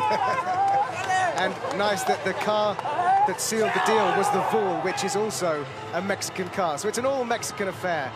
Every single word in your Mexican lexicon is going to come out to describe this one. And he's the second Latin American driver to be champion of champions as well, because Juan Pablo Montoya won in 2017 in Miami. But a Mexican winning at home, as you say, Crofty, the first time we've had a home winner since the 9-time World Rally champion did it at the Stade de France in Paris. Amazing scenes down there. Brilliant smiles on everyone's faces. We'll head down to Jenny Gow in a few moments as well, and we'll hear from Benito Guerra. Knocked out Pierre Gasly in the first of the quarterfinal, beat Loic Duval, Gasly's French counterparts in the final here. What a weekend it has been for our Mexican drivers. 3 Mexican drivers in the semi-finals and going through to take the crown. Benito Guerra. And this is how he did it. Really tight round that left-hander. Looking really calm and composed behind the wheel. If there was any pressure on him, I don't think it really showed when he was in the cockpit of that Voul. It's a car he obviously loves. passenger, sat impassively as well, but in the stands. The celebrations were starting long before he got to the line, and the flames baking us even more on a red-hot, scorching afternoon here in Mexico City, where donuts are standard. And we'll see some more celebrations on the podium in a minute, but let's hear from our winner. Benito, congratulations. You are the 2018 champion of champions. You must feel on top of the world. It's amazing. This feeling is completely amazing. I'm really happy. I would like to speak in Spanish for all these people. Muchas gracias a toda la gente que está aquí apoyándome. Esto es por México. One for Mexico. Yeah, that's for Mexico. Really happy. It's amazing. I don't have words in this moment. It has been a very tough competition, and I'm really happy to be the #1. The names, the people, the drivers that you've managed to beat to get here. You did it in 2 rounds in the final against Loic Duval. How much does this do for the soul, for the heart? It's amazing. It's a feeling about competing to the top drivers of the world and being here and beat them. It's an amazing feeling. It's been a little while, 2012, since you became the production Rally World Champion. This must give you momentum, must give you encouragement for 2019. Of course, this is the first big step in 2019, and now I'm going to compete in the WRC2, and I'm going to try to win my 2nd world title. And just a word for Frederick and the organisers of Race of Champions, because bringing it here to Mexico for the first time, to this beautiful Foro Sol arena, it's been a spectacular success, no? Of course, I'm really, really grateful to Frederick Johnson and all the ROK team. It has been an amazing weekend. All the sponsors here. This is especially for my sponsors, Telcel, Infinitum, and all the people in Mexico supporting me. Thank you very much. Congratulations. Go celebrate. Well done to our 2018 champion of champions.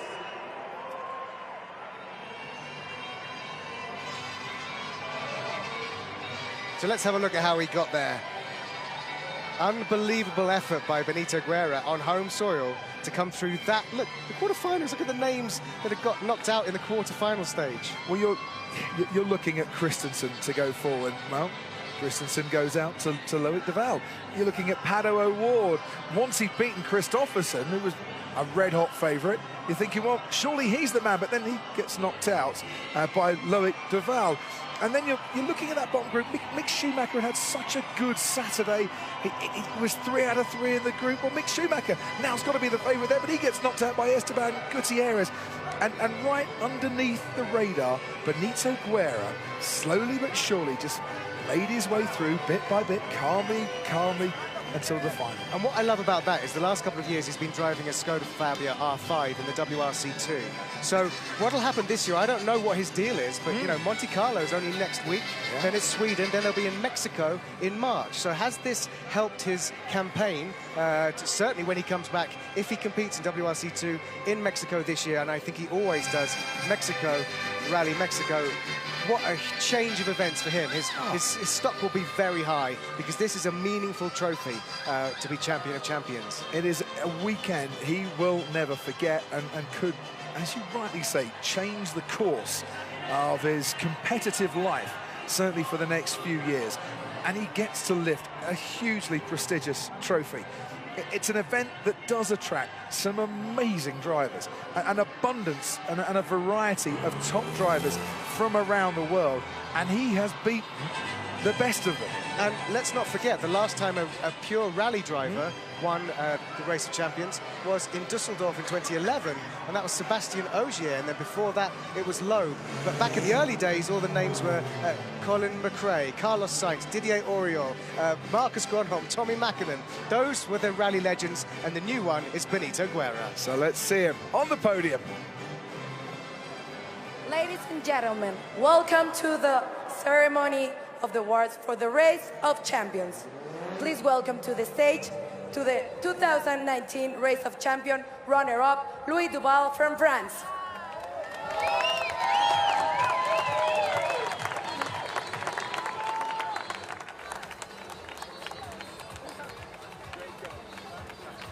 Please welcome to the stage to the 2019 champion of champions, Benito Guerra de Mexico.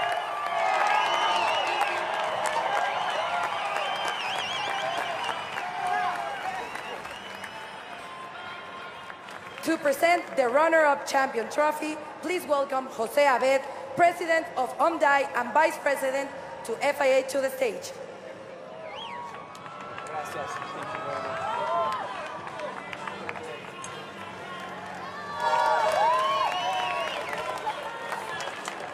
To present the Champions Trophy, please welcome to the stage Carlos Slim Domit, Chairman of América Móvil and Scuderia Telmex.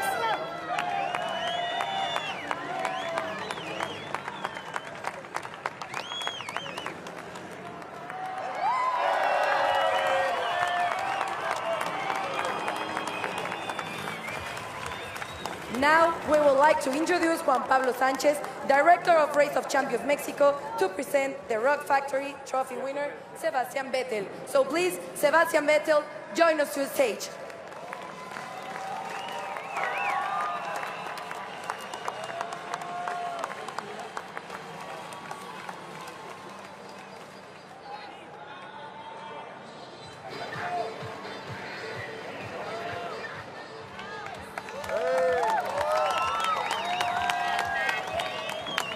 Now to present the Toy Bonnen Memorial Trophy to the champion, please welcome Frederick Johnson, President and co-founder of Rock, to the stage. Do you have your name inscribed there?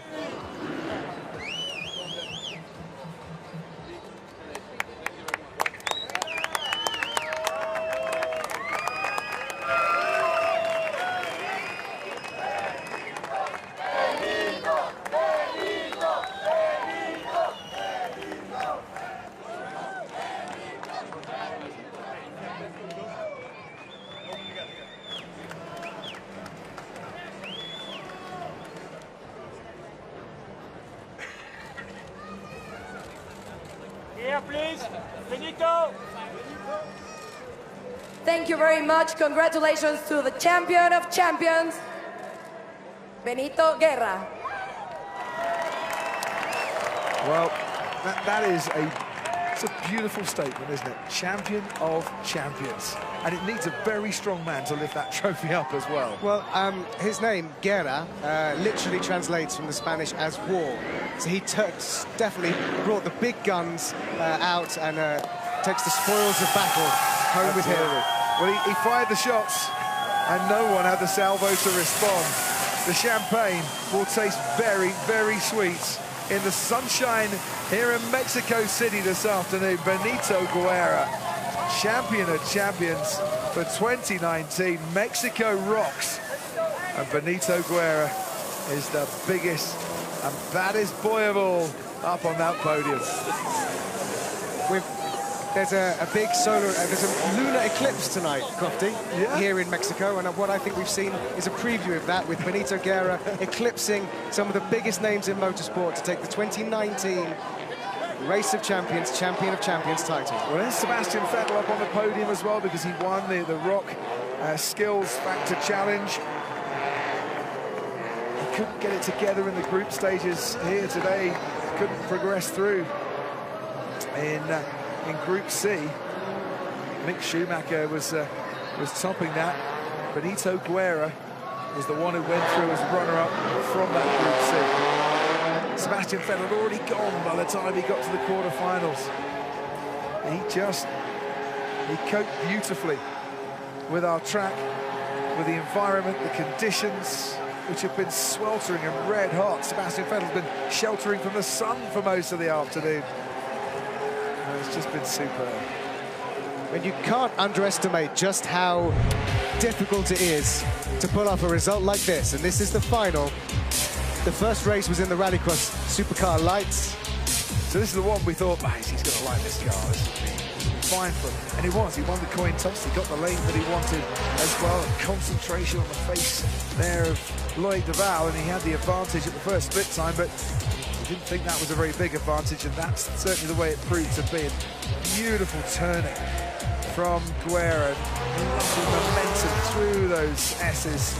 And as Sebastian Vettel and the president and founder of the Race of Champions, Frederick Johnson, watched on, took that first final by a whopping margin. Yeah, it was a huge victory, and of course, that's going to do you no end of confidence. He won the toss, the car suited him, he won the race by a lot, so already the pressure is on Loic Duval. Got bogged down a bit at the start. Whether that was the pressure of the moment or not, I'm not quite sure, but once he got going, he found momentum in this second heat. And the Mexican production car in the Voul was the story, the script that had been set up, about to come true. Riding on board with Loic Duval, you could see there he was behind at all stages in this second part of the final, and it wasn't even close. Where across the line, he was already celebrating when Loic Duval got to the line. And let's not forget, yesterday, Team Nordic, Tom Christensen and Johan Kristoffersen won the Rock Nations Cup. So they both looked strong for today. They went out early doors in the quarter-final stage. Loic Duval, a rookie, made it through to the final and did himself proud. Yeah. But this guy, on home soil, has absolutely nailed it. You rather get the feeling that they might just be happy if the Race of Champions comes back to Mexico again. And you know, the promoters here and those that have helped put on a spectacular show. It's been wonderful. For the 4 days that we've been here in Mexico City, it's been an absolute fiesta of motorsport. You get the feeling that Race of Champions might get welcomed back again. Yeah, I think with open arms. I think we've sealed a relationship now with Mexico City and the Foro Sol and the Autodromo Hermanos Rodriguez. And look, I think that's some of the Voul representatives, the team in the white shirts, celebrating as well, because they delivered the car that fundamentally sealed the deal for a Mexican driver.